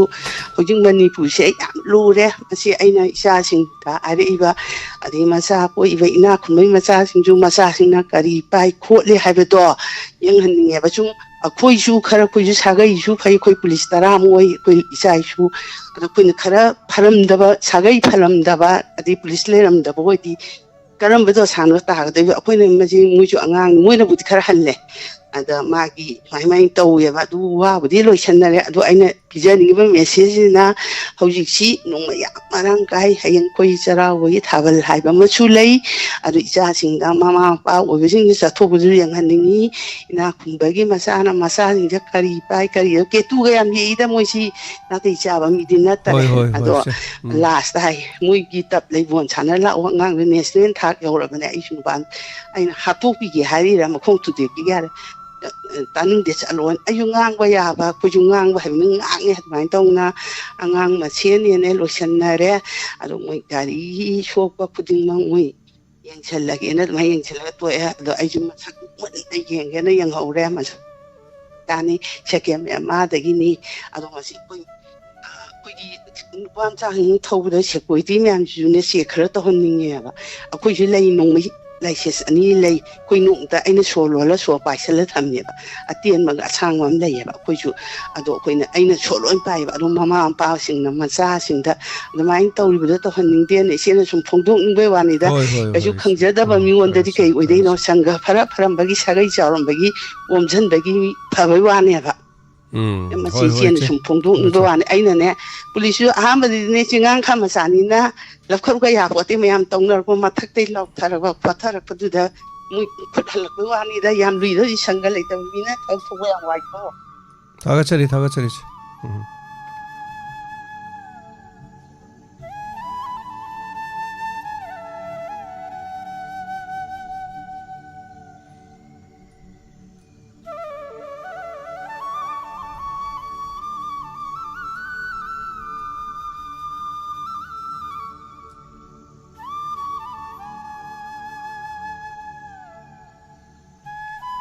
Hello. Hello. Minga ma delay from Highview. Hello. Taramok chari minga lay from Highview. Lasang kem Bidyarani. Ngasi na han bro call to biba. Ngasin ahame sa phone tawse amta phangdi. Tapiu. Program di saroi program je am phajana tai adu call tawbdi sai khanbagi oiro adagi pukni wam jam ta phone tawga tawbi supang phangdi sa. Tapiu. Kari thambening ba kari wa from Highview ba. Phangde kuire speaker ta yai ta jaba do saroi program je ta jam nungai je ta jari na hajage tawni sa. Sargi Sagi program jam nungai ado ngarang di koi nung ching chu bana kana nungdang ngarang di program je ngata lo challe ado nungdang do theng dana expect ta yai do ngarang di ta ja hodre tayai gi matam da dum santok pani ado ngarang di theng ba ka kai ga tumda gi da ta hodre nung ti gi ta ja mani video da hoi hoi ado durba ga ito ga do han bi nu viet kai duna I bet kai do horen haina game ta yabring Moi ni do phang bi moi ni do basanta gi yang wa je ado basanta ga abi ma do thongnan view sa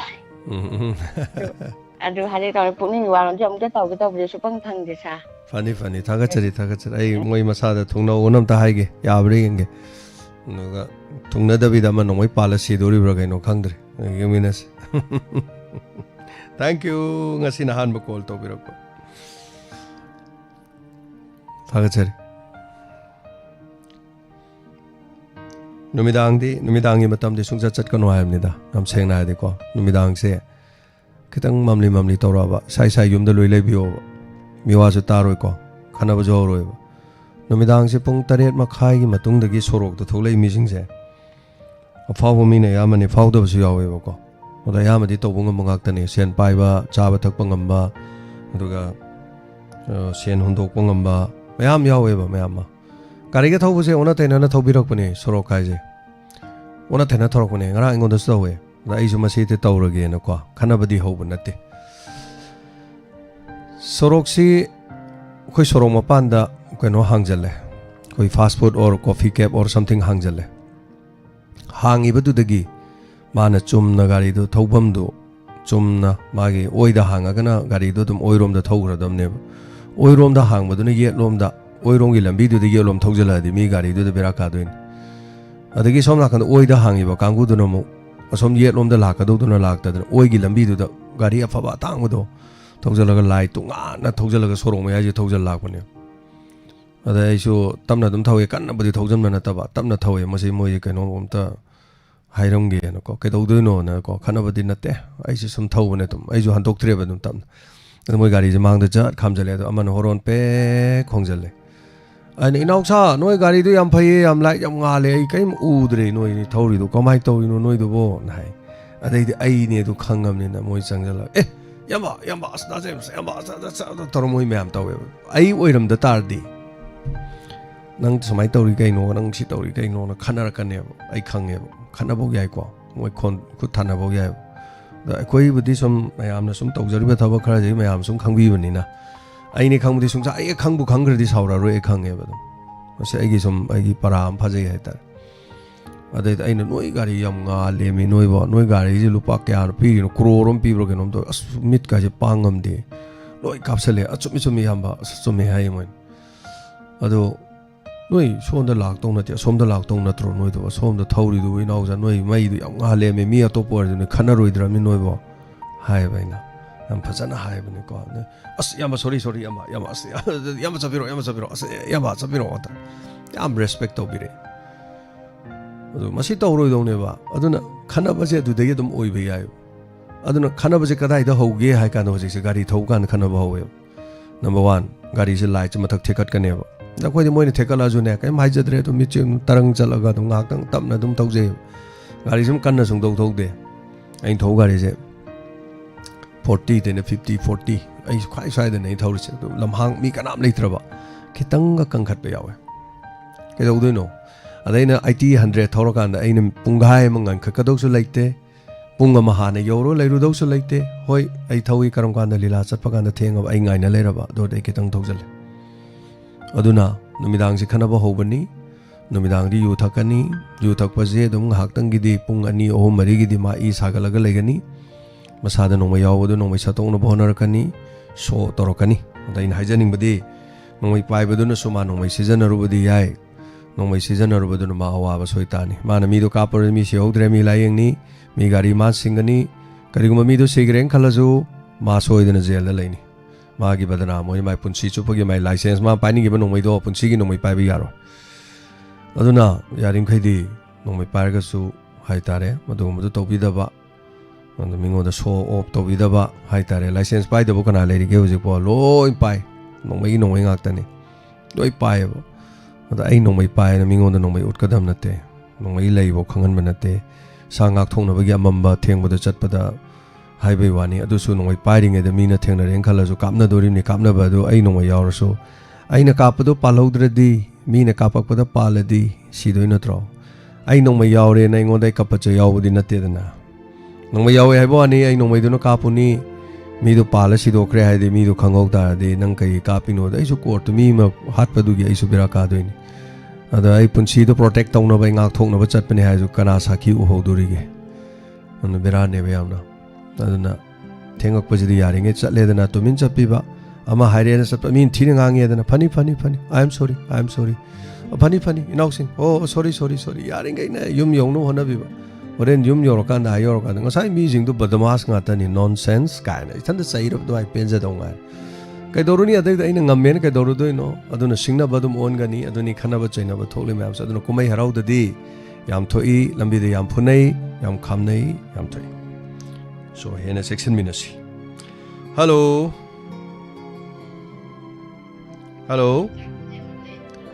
Nauksa konjeng bab taram nuksari thorom surga be bayu Antak sahi so ahan bo ire ngasin call tau da ba kuire asidi ajaji amsna ma ngarang gi lien ta ba gi thakala ko do adu gi wa hong ni dio gi du gi u ba da pung dem nungai man da na asidi pongdok sa gen tau jara ini oh thambal gaido matan loi tale adi siam ga nai sem pambi ge sar sem ga loi ken gre ai di ngarang sem pambi atat pado dui mat to ai mon me athame ai ge to minai nungai de hojik su thamori adu nungai man da na atai gi hoi kano gi wa atai mafam nayam ta u budi ujare ba ko adanga sai ojaji amsa wa na thajaba lai haira mayam ga do loi na ba kinda ba kota ba to da lena pungmang manghan ba nungai man da na asi phungdok sa gen tau jara ko ne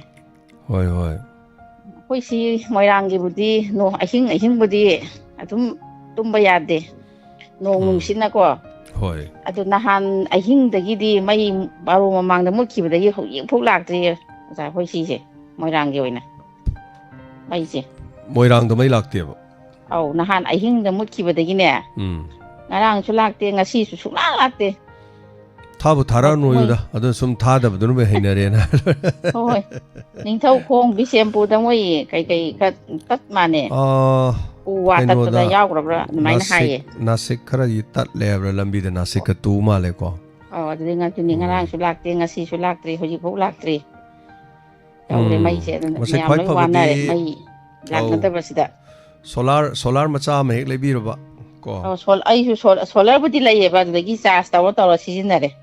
solar macam to biro battery macam da generator sungang da bi da yung din jina solar du na sa jo dum sangjarani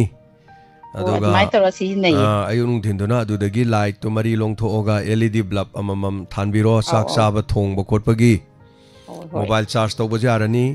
mobile charge da tawre mobile charge arani chak thong bagi arani generator ma leiba du thau tingi ko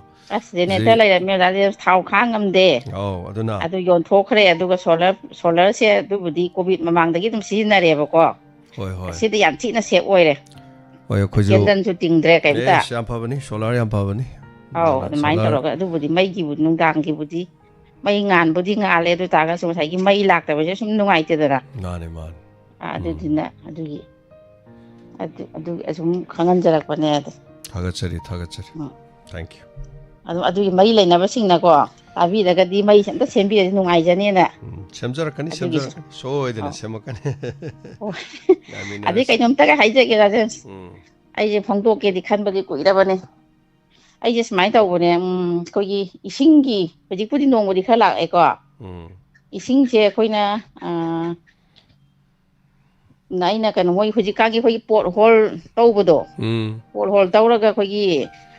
ꯇꯨꯂꯨꯅ ꯆꯤꯡꯈꯠꯄꯤ ꯑꯃꯒ ꯆꯠꯅꯕ ꯇꯧꯋꯤꯗꯅ ꯍꯣꯏ ꯍꯣꯏ ꯍꯧꯖꯤꯛꯀꯤ ꯑꯗꯨꯗ ꯃꯣꯏꯒꯤ ꯇ꯭ꯌꯨꯕ ꯋꯦꯜꯒ ꯍꯥꯏꯕ ꯕꯣꯔ ꯍꯣꯏ ꯋꯦꯜꯒ ꯍꯣꯏ ꯍꯥꯏꯕꯗꯣ ꯑꯗꯨꯗ ꯃꯃꯥꯡꯒꯤ ꯑꯣꯛꯇꯣꯕꯔ ꯊꯥꯁꯤꯗꯅꯦ ꯑꯩꯈꯣꯏ ꯃꯣꯏ ꯅꯝꯕꯣꯟꯗꯒꯤ ꯑꯣꯏꯅ ꯑꯩꯈꯣꯏꯒꯤ ꯀꯩꯅꯣꯁꯦ ꯊꯥꯒꯠꯂꯛꯑꯦꯕ ꯃꯥꯒꯤ ꯑꯦꯗ꯭ꯔꯦꯁꯁꯦꯀꯣ ꯑꯗꯨꯒ ꯑꯩꯈꯣꯏꯁꯤ ꯅꯝꯕꯣꯟꯗꯩ ꯑꯣꯏꯇꯥꯔꯗꯤ ꯑꯩꯈꯣꯏꯁꯤ ꯅꯛꯑꯦ ꯍꯥꯏꯗꯅ ꯑꯩꯈꯣꯏꯁꯦ ꯑꯣꯔꯗꯔꯁꯦ ꯇꯧꯔꯦ ꯃꯣꯏꯗꯀꯣ ꯇꯧꯔꯒ ꯀꯩꯅꯣ ꯄꯩꯁꯥ ꯃꯣꯏꯅ ꯄꯩꯁꯥ ꯈꯔ ꯑꯦꯗꯚꯥꯟꯁ ꯀꯥꯞꯄꯛꯑꯣ ꯍꯥꯏꯌꯦꯕꯀꯣ 10,000ꯃꯨꯛ ꯈꯔ ꯍꯦꯟꯅ ꯆꯪꯒꯅꯤꯅ ꯍꯥꯏꯔꯦ ꯑꯩꯈꯣꯏꯅ ꯏꯁꯤꯡꯁꯦ ꯈꯤꯇꯪ ꯋꯥꯕ ꯑꯩꯈꯣꯏꯁꯦ ꯑꯗꯨꯝ ꯂꯩꯅꯔꯦꯕ ꯅꯨꯃꯤꯠ ꯀꯩꯅꯣꯁꯤꯗ ꯑꯗꯨꯝ ꯃꯣꯏꯒꯤ ꯁꯤꯟꯇꯦꯛꯁ ꯄꯨꯕꯤꯗꯣ ꯑꯌꯨꯛ ꯅꯨꯡꯊꯤꯟ ꯁꯤꯖꯤꯟꯅꯕꯁꯤꯒꯤ ꯑꯗꯨ ꯄꯩꯁꯥ ꯅꯝꯕꯣꯟꯅꯦꯅ ꯑꯩꯈꯣꯏꯅ ꯀꯥꯞꯄꯗꯨꯗꯤ ꯄꯩꯁꯥ ꯄꯩꯁꯥꯁꯦ ꯀꯥꯞꯇ꯭ꯔ ꯌꯨꯝꯗ ꯂꯥꯛꯄꯤꯌꯣ ꯑꯗꯨꯒ ꯄꯩꯁꯥ ꯄꯤꯒꯦꯅ ꯍꯥꯏꯗꯧꯅꯤꯗ ꯎꯅꯗꯕ ꯃꯣꯏꯅ ꯃꯤꯗꯅꯦ ꯑꯦꯗꯚꯥꯟꯁ ꯀꯥꯞꯄꯣ ꯃꯣꯏ ꯄꯣꯠ ꯆꯩ ꯈꯔ ꯂꯩꯅꯕꯅꯦꯅ ꯍꯥꯏꯗꯅ ꯄꯩꯁꯥꯁꯦ 5,000ꯁꯦ ꯀꯥꯞꯈ꯭ꯔꯦꯕ ꯅꯕꯦꯝꯕꯔꯒꯤ ꯗꯦꯠ 2ꯁꯤꯗꯀꯣ ꯑꯗꯨ ꯀꯥꯞꯈ꯭ꯔ ꯃꯇꯨꯡꯗ ꯃꯣꯏꯁꯦ ꯁꯨꯡꯂꯥꯛ ꯂꯥꯛꯄꯤꯗ꯭ꯔꯦ ꯑꯩꯈꯣꯏꯅꯁꯨ ꯐꯅꯌꯥꯝꯁꯨ ꯀꯣꯜ ꯇꯧꯔꯦ ꯍꯥꯏꯖꯔꯦꯕ ꯑꯗꯨꯒ ꯂꯥꯁꯇꯅꯦ ꯃꯥꯁꯦ ꯍꯩꯔꯣꯛꯇꯩ ꯑꯣꯏ ꯂꯩꯔꯝꯃꯦꯕꯀꯣ ꯅꯨꯄꯥꯁꯦ ꯍꯩꯔꯣꯛ ꯄꯥꯔꯠ 2ꯗꯩꯅꯦꯌꯦ ꯂꯥꯏꯁ꯭ꯔꯝ ꯁꯥꯟꯇ ꯍꯥꯏꯌꯦꯕꯀꯣ ꯑꯗꯨꯒ ꯂꯥꯁꯇ ꯑꯩꯈꯣꯏꯁꯦ ꯀꯣꯟꯅ ꯑꯩꯈꯣꯏ ꯅꯝꯕꯣꯟꯗꯩ ꯏꯅꯛ ꯅꯛꯑꯦ ꯂꯥꯛꯄꯤꯔꯣ ꯍꯥꯏ ꯀꯥꯟꯗ ꯑꯩꯗꯤ ꯍꯩꯔꯣꯛꯇꯩ ꯅꯠꯇꯦ ꯅꯝꯕꯣꯟꯗꯩ ꯅꯠꯇꯦꯌꯦ ꯍꯥꯏꯌꯦ ꯄꯩꯁꯥꯗꯤ ꯀꯥꯞꯈ꯭ꯔꯕꯅꯤꯀꯣ 5,000 ꯄꯩꯁꯥ ꯍꯥꯟꯅ ꯑꯦꯗꯚꯥꯟꯁ ꯄꯤꯔꯛꯑꯣ ꯍꯥꯏꯗꯅ ꯑꯩꯈꯣꯏꯁꯤꯅ ꯅꯝꯕꯣꯟꯅꯦꯅ ꯍꯥꯏꯗꯅ ꯑꯗꯨꯒꯗꯤꯅꯦ ꯂꯥꯁꯇ ꯃꯥꯁꯦ ꯍꯩꯔꯣꯛ ꯑꯣꯏ ꯂꯩꯔꯝꯃꯦ ꯍꯩꯔꯣꯛ ꯄꯥꯔꯠ 2ꯗꯩ ꯂꯥꯏꯁ꯭ꯔꯝ ꯁꯥꯟꯇ ꯍꯥꯏꯌꯦꯕꯀꯣ ꯍꯩꯔꯣꯛꯇꯒꯤꯁꯨ ꯇꯥꯕꯤꯕ ꯑꯗꯨꯝ ꯌꯥꯎꯕꯤꯔꯝꯒꯅꯤ ꯑꯗꯨꯒ ꯃꯥꯅ ꯍꯧꯖꯤꯛ ꯐꯥꯎꯁꯤ ꯁꯨꯡꯂꯥꯛ ꯂꯥꯛꯄꯤꯗꯕꯗꯒꯤꯗꯤ ꯂꯥꯁꯇ ꯑꯩꯅ ꯍꯥꯏꯔꯦ ꯖꯅꯋꯥꯔꯤ ꯊꯥꯁꯤꯗ ꯄꯩꯁꯥꯗꯣ ꯍꯪꯀꯠꯄꯤꯔꯛꯑꯣ ꯑꯩꯈꯣꯏ ꯁꯨꯃꯥꯏꯅ ꯅꯣꯏ ꯄꯣꯜ ꯍꯣꯜꯗꯣ ꯇꯧꯖꯔꯔꯣꯏ ꯁꯨꯃꯥꯏꯅ ꯇꯨꯂꯨ ꯑꯩꯈꯣꯏꯒꯤ ꯍꯦꯟ ꯄꯝ ꯑꯣꯏꯅ ꯄꯥꯜꯂꯦ ꯍꯥꯏꯔꯦ ꯂꯩꯀꯥꯏ ꯄꯨꯈ꯭ꯔꯤꯗꯒꯤꯅꯀꯣ ꯑꯗꯨꯒ ꯃꯥꯅꯅꯦ ꯄꯩꯁꯥꯁꯦ ꯀꯥꯞꯄ ꯁꯨꯡꯌꯥ ꯌꯥꯗꯕꯩ ꯂꯥꯁꯇꯗꯤ ꯃꯥꯅ ꯖꯅꯋꯥꯔꯤ ꯗꯦꯠ 17ꯗ 3,000 ꯑꯃꯨꯛ ꯀꯥꯞꯄꯛꯑꯦ ꯑꯗꯒꯤ ꯖꯅꯋꯥꯔꯤ ꯗꯦꯠ 27ꯗ 1,000ꯒ ꯀꯥꯞꯄꯛꯑꯦꯀꯣ ꯑꯗꯨꯁꯨ ꯌꯥꯝ ꯋꯥꯅꯅꯤ ꯃꯥꯅ ꯄꯥꯛꯀ ꯀꯥꯞꯄꯛꯑꯣ ꯌꯥꯗꯦ ꯑꯗꯨꯒ ꯍꯧꯖꯤꯛꯁꯤꯅ 1,000 ꯁꯨꯡꯀꯥ ꯀꯥꯞꯄꯛꯑꯣ ꯌꯥꯗ꯭ꯔꯦ ꯑꯩꯅ ꯍꯥꯏꯔꯦ ꯑꯩ ꯅꯪ ꯐꯦꯁꯕꯨꯛꯇ ꯊꯥꯒꯠꯂꯛꯑꯅꯤ ꯄꯩꯁꯥꯁꯦ ꯀꯥꯞꯄꯛꯇ꯭ꯔꯤꯉꯩꯗ ꯑꯗꯨꯒ ꯅꯪꯉꯣꯟꯗ ꯃꯌꯥꯝꯗ ꯂꯣꯏ ꯈꯪꯍꯜꯂꯅꯤ ꯈꯣꯠꯃꯥꯏꯅ ꯀꯩꯁꯨ ꯀꯥꯏꯗꯦ ꯀꯩ ꯌꯥꯝꯅꯒ ꯀꯩ ꯍꯥꯏꯅꯤ ꯀꯩꯅꯣ ꯇꯧꯅꯒ ꯉꯥꯡꯉꯛꯑꯦꯕꯀꯣ ꯑꯩꯅ ꯍꯥꯏꯌꯦ ꯑꯩꯈꯣꯏ ꯅꯣꯏ ꯈꯣꯡꯖꯣꯝꯁꯨ ꯅꯣꯏ ꯅꯛꯅꯔꯦ ꯑꯩꯗꯤ ꯑꯗꯨꯝ ꯗꯥꯏꯃꯟ ꯇꯤꯚꯤ ꯋꯥꯍꯣꯡ ꯔꯦꯗꯤꯑꯣꯗꯁꯨ ꯑꯩ ꯀꯣꯜ ꯇꯧꯔꯒ ꯍꯥꯏꯒꯦ ꯅꯪꯅ ꯑꯗꯨꯃꯥꯏꯅ ꯇꯧꯗꯣ ꯑꯣꯏꯔꯒꯗꯤ ꯀꯥꯏꯅ ꯑꯩꯁꯤꯅ ꯈꯤꯇꯪ ꯇꯦꯟꯁꯟ ꯂꯩꯅꯒ ꯍꯥꯏꯌꯦꯕ ꯃꯥꯏꯅ ꯍꯥꯏꯌꯨ ꯀꯩꯁꯨ ꯀꯥꯏꯗꯦ ꯀꯥꯏꯅ ꯇꯧꯋꯦꯕꯀꯣ ꯌꯥꯝ ꯎꯁꯤꯠꯇꯅꯒ ꯑꯗꯨꯒ ꯄꯩꯁꯥꯁꯦ ꯃꯥ 1,000 ꯍꯧꯖꯤꯛꯐꯥꯎ ꯀꯥꯞꯄꯛꯇ꯭ꯔꯦ ꯐꯣꯟ ꯇꯧꯕꯁꯨ ꯄꯥꯏꯔꯛꯇ꯭ꯔꯦ ꯑꯗ ꯃꯥ ꯍꯣꯏ ꯄꯩꯁꯥꯗꯨꯕꯨꯗꯤ ꯑꯩꯈꯣꯏ ꯃꯥꯡꯖꯔꯁꯨ ꯀꯩꯁꯨ ꯀꯥꯏꯗꯦ ꯇꯥꯔꯁꯨ ꯃꯥꯒꯤ ꯃꯑꯣꯡꯗꯣ ꯍꯣꯏ ꯑꯗꯨꯒ ꯅꯍꯥꯟ ꯅꯣꯡꯃ ꯍꯞꯇꯥꯃꯨꯛꯀꯤ ꯃꯃꯥꯡꯗꯗꯤ ꯃꯥ ꯍꯥꯏꯌꯦ ꯊꯕꯛ ꯁꯨꯔꯒ ꯄꯩꯁꯥ ꯑꯝꯇ ꯄꯤꯔꯛꯇꯗꯅ ꯂꯩꯅꯔꯤꯌꯦ 1,000 ꯐꯣꯟ ꯆꯒꯠ ꯇꯧꯔꯛꯏ ꯀꯥꯏꯅ ꯇꯧꯔꯛꯑꯦꯕꯀꯣ ꯌꯥꯝ ꯃꯑꯣꯡ ꯇꯥꯗꯅ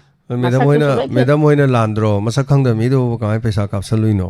ꯑꯗ ꯑꯩꯈꯣꯏ ꯍꯁꯕꯦꯟꯅꯗꯤ ꯌꯥꯝ ꯊꯥꯖꯅ ꯃꯕꯥꯅꯤꯗꯤ ꯑꯗꯨꯝ ꯋꯥꯔꯤ ꯁꯥꯟꯅꯕ ꯌꯥꯄꯣꯟꯇꯦꯗ ꯑꯗꯨ ꯌꯥꯄꯣꯟꯇꯦꯗ ꯑꯗꯨ ꯌꯥꯗꯦ ꯍꯧꯖꯤꯛꯀꯤ ꯑꯗꯨꯃꯥꯏꯅ ꯅꯝꯕꯣꯟꯗꯩꯅꯤ ꯇꯧꯕꯤꯔꯨꯅꯨ ꯃꯇꯨꯡꯗꯤ ꯊꯕꯛ ꯍꯥꯟꯅ ꯍꯣꯏ ꯑꯗꯨ ꯇꯧꯕꯤꯌꯨ ꯍꯧꯖꯤꯛꯄꯨꯗꯤ ꯈꯪꯉꯦ ꯃꯣꯏ ꯃꯑꯣꯡꯗꯣ ꯍꯣꯏ ꯃꯥꯅ ꯉꯁꯥꯏ ꯇꯧꯕꯗ ꯑꯩꯈꯣꯏ ꯍꯧꯖꯤꯛꯄꯨꯗꯤ ꯑꯩꯅ ꯖꯅꯋꯥꯔꯤ ꯊꯥꯗ ꯑꯗꯨꯝ ꯍꯦꯟ ꯄꯝꯕꯨꯗꯤ ꯑꯗꯨꯝ ꯄꯨꯁꯜꯂꯒ ꯄꯥꯌꯦꯞ ꯇꯤꯡꯉꯒ ꯄꯥꯟꯖꯔꯦꯕꯀꯣ ꯍꯣꯏ ꯑꯗꯨꯃꯥꯏꯅ ꯃꯣꯏꯅ ꯇꯧꯋꯦ ꯄꯨꯟꯅ ꯂꯨꯄꯥ ꯀꯌꯥꯃꯨꯛ ꯆꯪꯉꯤ ꯍꯥꯏꯒꯦ ꯃꯣꯏꯒꯤꯗꯨꯗꯤ 10,000 ꯈꯔ ꯍꯦꯟꯅ ꯆꯪꯅꯤ ꯍꯥꯏꯔꯛꯄ ꯑꯗꯨ ꯅꯣꯡꯃꯗꯤ ꯃꯥꯅ ꯍꯥꯏꯌꯦ JCB ꯇꯧꯔꯒ ꯇꯧꯗꯣꯏꯅꯤ JCB ꯀꯟꯇꯦꯛ ꯇꯧꯔꯝꯃꯣ ꯑꯗꯨꯒ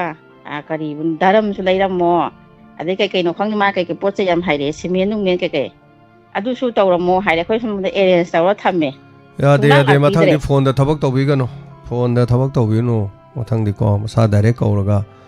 ꯃꯁꯥꯗꯣ ꯎꯅꯔꯒ ꯇꯧꯒꯗꯧꯅꯤ ꯆꯦ ꯆꯥꯡꯗꯣ ꯇꯧꯅꯔꯒ ꯇꯧꯒꯗꯧꯅꯤ ꯑꯗꯨꯒ ꯍꯥꯏꯅꯗꯧꯅꯤ ꯍꯥꯏꯗꯤ ꯐꯣꯟ ꯑꯁꯤꯗꯤ ꯐꯣꯟꯅꯤꯗꯅꯀꯣ ꯑꯗꯨ ꯃꯦꯗꯥꯝ ꯑꯗꯨ ꯅꯠꯇꯕꯁꯨ ꯃꯌꯥꯝ ꯂꯩꯕꯅꯤ ꯍꯧꯖꯤꯛꯀꯥꯟꯗꯤ ꯃꯣꯏ ꯕꯣꯔꯋꯦꯜ ꯍꯨꯠꯄ ꯀꯥꯏꯅ ꯂꯩ ꯕꯣꯔꯋꯦꯜ ꯌꯥꯏꯐꯕ ꯀꯥꯏꯅ ꯂꯩꯗꯣ ꯃꯣꯏꯗꯨꯗꯤ ꯃꯦꯆꯤꯟꯅ ꯍꯨꯠꯄꯅꯤ ꯈꯨꯠꯅ ꯍꯨꯠꯇꯦ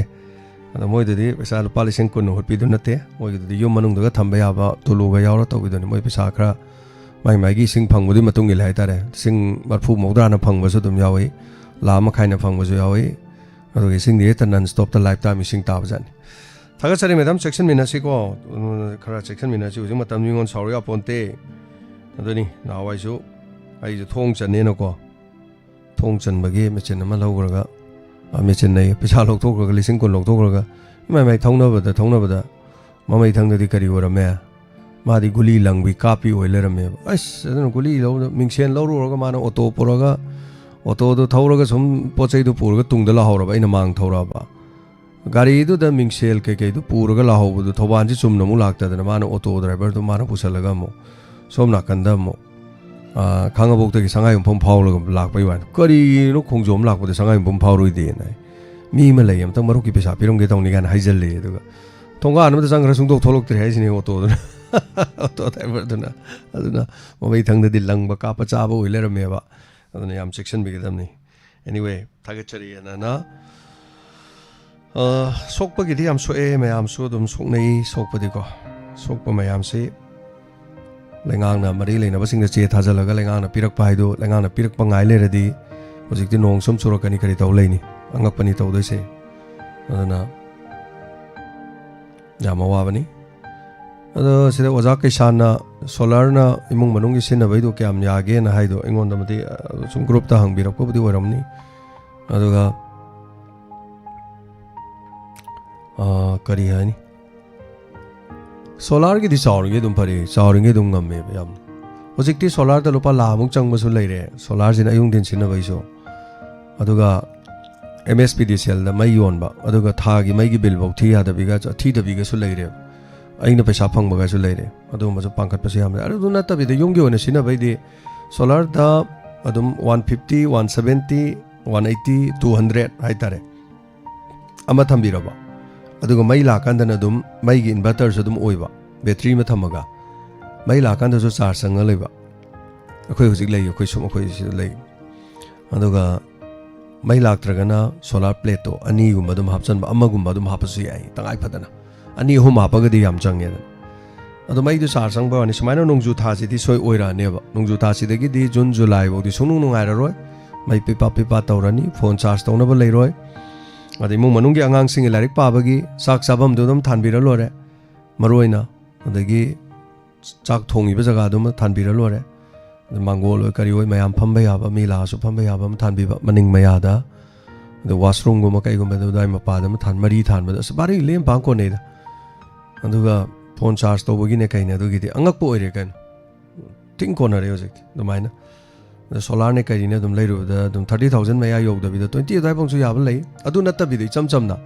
adum na battery yam da bi da 80 50 gum mam leiraga solar plate yam tang da ba da ma sam leiraga mai khara LED than bai di amuk khak charge to ru duna as numit mangani tarani than ya ni yam thi ya gram ni adu hojik ti amuk solar inverter ma cha ma hapchan graga di mai la kan da jo thok charge to ya re everything yam nungai ra ba wani tension jage mayam hojik ki matam da mobile charge khak to bagi di dum solar plate ma cha pitru pipam jo dum thoi ayu nu din da thok ma pa na thamaga mung da thang jala ga thok na charge to ya su le angak po oire da adagi di power bank hairo phone gi damakta diko power bank tu da 25 watt ki ma leira thamadi numi humni bu charge to ya phone ani da numi humni mu ka charge to ya angak po phang yare da hojik ti ana phone pai da bagi dama phone mai yaw da bagi dam to di ka su waninga leitre bag macha madam charger ha pa ga dam thok nam to su yare hojik ti thabak akhoi seng na ha di akhoi thabak si di nang dam ni na ne phone charge to bong nang de anai ni thabak cha thoi je car da gi sadum ai di charge sum to ye adagi di charger macha madam pui ko sigum mayam si tawra kanda tawri ne ba ko adagi di ai samaki se si mai mut kre ha kan ko studio di backup ne ba backup ki mai na ka je bi ngalani ado khoi chak sabam ne chak thongbam ne duga thonggan je ne asi dum battery matham me battery dum mai la kan charge tok san lo bai wan charge tok sam ne adu du na dum adai LED na dum sin ne ba machine gam te yaw de ba yam nungai bani da hojik matam as car ge aman mane car mi car siner be de yarok do adu gi du da patna teng tho ma hi du sin do ga phajana charge tok sel tham LED bulb than be hafta am than yam ni da hello mi ngam de like from my bis hello good afternoon sir sorry call to directly by sir lamyan wang kem lamong ge UK ro te ki to jar pune sir tapio saab na naw na ikuno ne kai khun na usari sir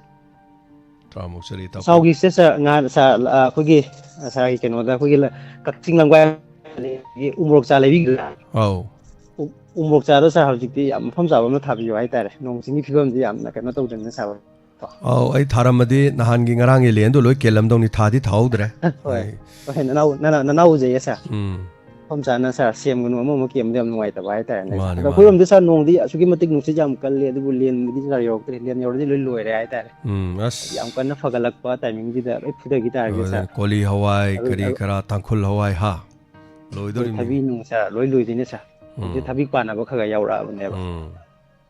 ꯑꯗꯨꯒ ꯁꯥꯔ ꯀꯩꯁꯨ ꯁꯥꯔ programme ꯁꯥꯔ ꯒꯣꯕꯤꯟꯗ ꯉꯔꯥꯡ ꯍꯥꯏꯕꯤꯈꯤꯕ ꯁꯥꯔ ꯁꯥꯔꯅ ꯌꯥꯝ ꯋꯥꯅ ꯍꯣꯠꯅꯖꯔꯀꯥꯟꯗ ꯃꯇꯝ ꯑꯃꯗ ꯌꯥꯝꯅ ꯁꯥꯔꯅ ꯆꯤꯡꯈꯠꯆꯈꯤꯕ ꯗꯥꯏꯃꯟ ꯔꯦꯗꯤꯑꯣ ꯗꯥꯏꯃꯟ ꯇꯤꯚꯤ ꯃꯇꯝ ꯑꯃꯗ ꯁꯥꯔꯅ ꯌꯥꯝꯅ ꯋꯥꯅ ꯍꯣꯠꯅꯖꯈꯤꯕ ꯃꯌꯥꯝ ꯁꯥꯔ ꯍꯧꯖꯤꯛ ꯌꯥꯝꯅ ꯃꯥꯏꯄꯨꯅꯅ ꯃꯥꯏ ꯄꯥꯛꯂꯕ ꯃꯇꯝꯁꯤꯗ ꯀꯅꯥꯒꯨꯝꯕ ꯀꯅꯥꯅ ꯍꯥꯏꯇꯥꯔꯦꯅꯦꯀꯣ ꯇꯨꯡꯗ ꯋꯥ ꯉꯥꯡꯕꯤꯕ ꯁꯥꯔ ꯁꯥꯔ ꯃꯁꯤꯗꯤ ꯌꯥꯝꯅ ꯑꯄꯪꯕ ꯍꯥꯏꯇꯥꯔꯦꯅꯦ ꯋꯥꯈꯜ ꯃꯆꯥꯒꯤ ꯃꯤꯅꯤ ꯁꯥꯔ ꯃꯁꯤ ꯁꯨꯝꯕꯁꯤꯗꯤ ꯌꯥꯝ ꯁꯨꯝꯕ ꯋꯥꯈꯜꯁꯤ ꯁꯥꯔ ꯈꯪꯕꯤꯗ꯭ꯔꯀꯥꯟꯗ ꯁꯥꯔ ꯌꯥꯝ ꯃꯥꯏ ꯄꯥꯛꯄ ꯄꯨꯟꯁꯤ ꯑꯃ ꯁꯥꯔ ꯑꯣꯏꯅꯕꯒꯤꯗꯃꯛꯇ ꯃꯥꯂꯝꯗ ꯍꯦꯟꯅ ꯆꯪꯁꯤꯟꯕ ꯑꯣꯏꯕꯤꯌꯨ ꯍꯥꯏꯕ ꯋꯥꯐꯝꯁꯦ ꯁꯥꯔ ꯊꯝꯖꯒꯦ ꯑꯗꯨꯒ ꯁꯥꯔ ꯅꯅꯥꯎꯅ ꯍꯥꯏꯅꯤꯡꯕ ꯑꯃ ꯂꯩ ꯁꯥꯔ ꯂꯤꯂꯥꯗ ꯁꯥꯔꯅ ꯁꯨꯅ ꯁꯛꯄꯤꯕ ꯍꯥꯏꯇꯥꯔꯦꯅꯦ ꯁꯥꯔ ꯑꯩꯅꯁꯨ ꯁꯨꯝ ꯇꯥꯖꯕ ꯑꯗꯨꯒ ꯌꯥꯝꯅ ꯐꯨꯜꯂꯤ ꯌꯥꯝꯅ ꯐꯨꯜ ꯑꯣꯏꯅ ꯇꯥꯕꯗꯤ ꯐꯪꯖꯗꯕ ꯁꯥꯔ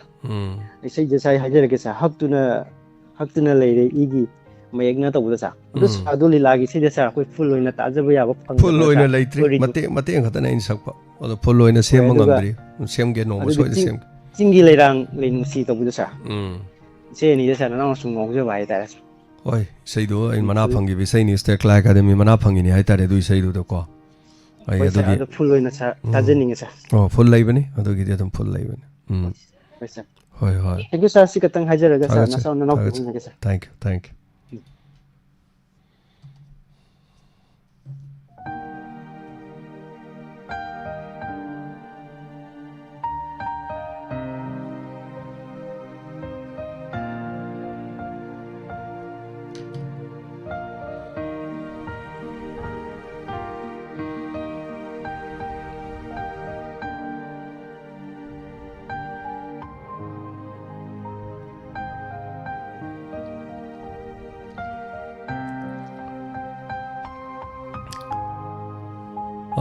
ꯊꯥꯒꯠꯆꯔꯤ ꯄꯨꯝꯅꯃꯛ ꯌꯥꯎꯕꯤꯔꯤꯕꯁꯤꯡ ꯃꯌꯥꯝ ꯃꯈꯥ ꯇꯥꯅ ꯅꯣꯡ ꯆꯨꯔꯛꯂꯕꯁꯨ ꯑꯩꯈꯣꯏꯒꯤ ꯀꯩꯅꯣ ꯇꯧꯗꯕ ꯑꯣꯏꯁꯅꯨ ꯑꯁꯣꯛ ꯑꯄꯟ ꯌꯥꯎꯗꯕ ꯑꯣꯏꯁꯅꯨ ꯃꯌꯥꯝꯗ ꯑꯄꯟꯕ ꯑꯌꯦꯠꯄ ꯊꯣꯛꯇꯕ ꯑꯣꯏꯁꯅꯨ ꯃꯔꯨꯑꯣꯏꯅ ꯂꯧꯃꯤꯁꯤꯡꯗ ꯑꯋꯥꯕ ꯄꯤꯕꯤꯗꯕ ꯑꯣꯏꯁꯅꯨ ꯂꯥꯏꯔꯕꯗ ꯂꯥꯏ ꯆꯪꯉꯤ ꯍꯥꯏꯕꯗꯨꯅꯤ ꯌꯥꯝꯈ꯭ꯔꯦ ꯍꯧꯖꯤꯛ ꯇꯤꯟ ꯐꯨꯗꯔꯤꯕ ꯈꯣꯠꯂꯤꯕ ꯇꯧꯔꯤꯕ ꯃꯌꯥꯝꯁꯦ ꯍꯥꯏꯇꯥꯔꯦꯅꯦ ꯑꯩꯈꯣꯏꯒꯤꯁꯨ ꯑꯩꯈꯣꯏ ꯁꯨꯔꯖꯤꯠ ꯑꯩꯈꯣꯏꯒꯤ ꯁ꯭ꯇꯥꯐ ꯁꯨꯔꯖꯤꯠꯀꯤꯁꯤ ꯇꯤꯟꯕꯥꯟ 5 ꯍꯥꯏꯇꯥꯔꯦ ꯇꯤꯟꯕꯥꯟ 5ꯒꯨꯝꯕꯗꯤ ꯆꯪꯗꯣꯔꯤꯕꯅꯤ ꯃꯥꯏꯁꯨ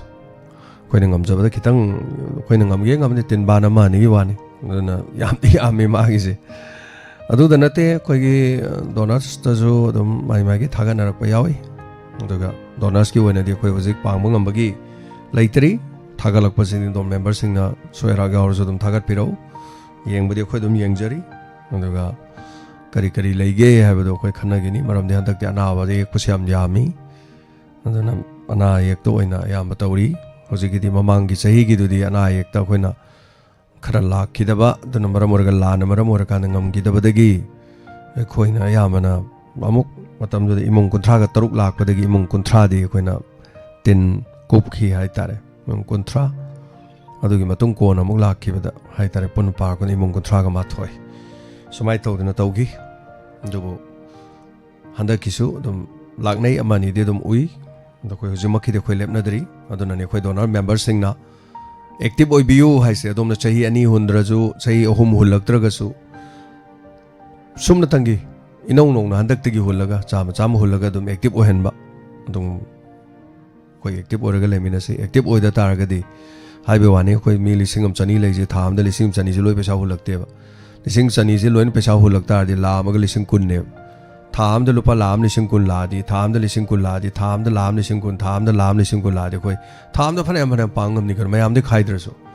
ꯑꯃꯗ 50 ꯑꯃꯗ 50 ꯑꯃꯗ 10 ꯄꯤꯔ ꯃꯤ 3 ꯄꯥꯡ ꯉꯝꯅꯦꯕ ꯑꯗꯨꯕꯨ ꯌꯥꯗꯦ ꯁꯤꯗꯤ ꯃꯔꯨꯞ ꯅꯠꯇꯦ ꯑꯗꯨꯅ ꯑꯔꯨꯕꯅꯤ ꯑꯗꯨꯒꯤ ꯃꯊꯛꯇꯁꯨ ꯑꯩꯈꯣꯏꯒꯤ ꯁꯦꯅꯤꯡ ꯈꯔ ꯊꯝꯗꯕ ꯌꯥꯗꯦ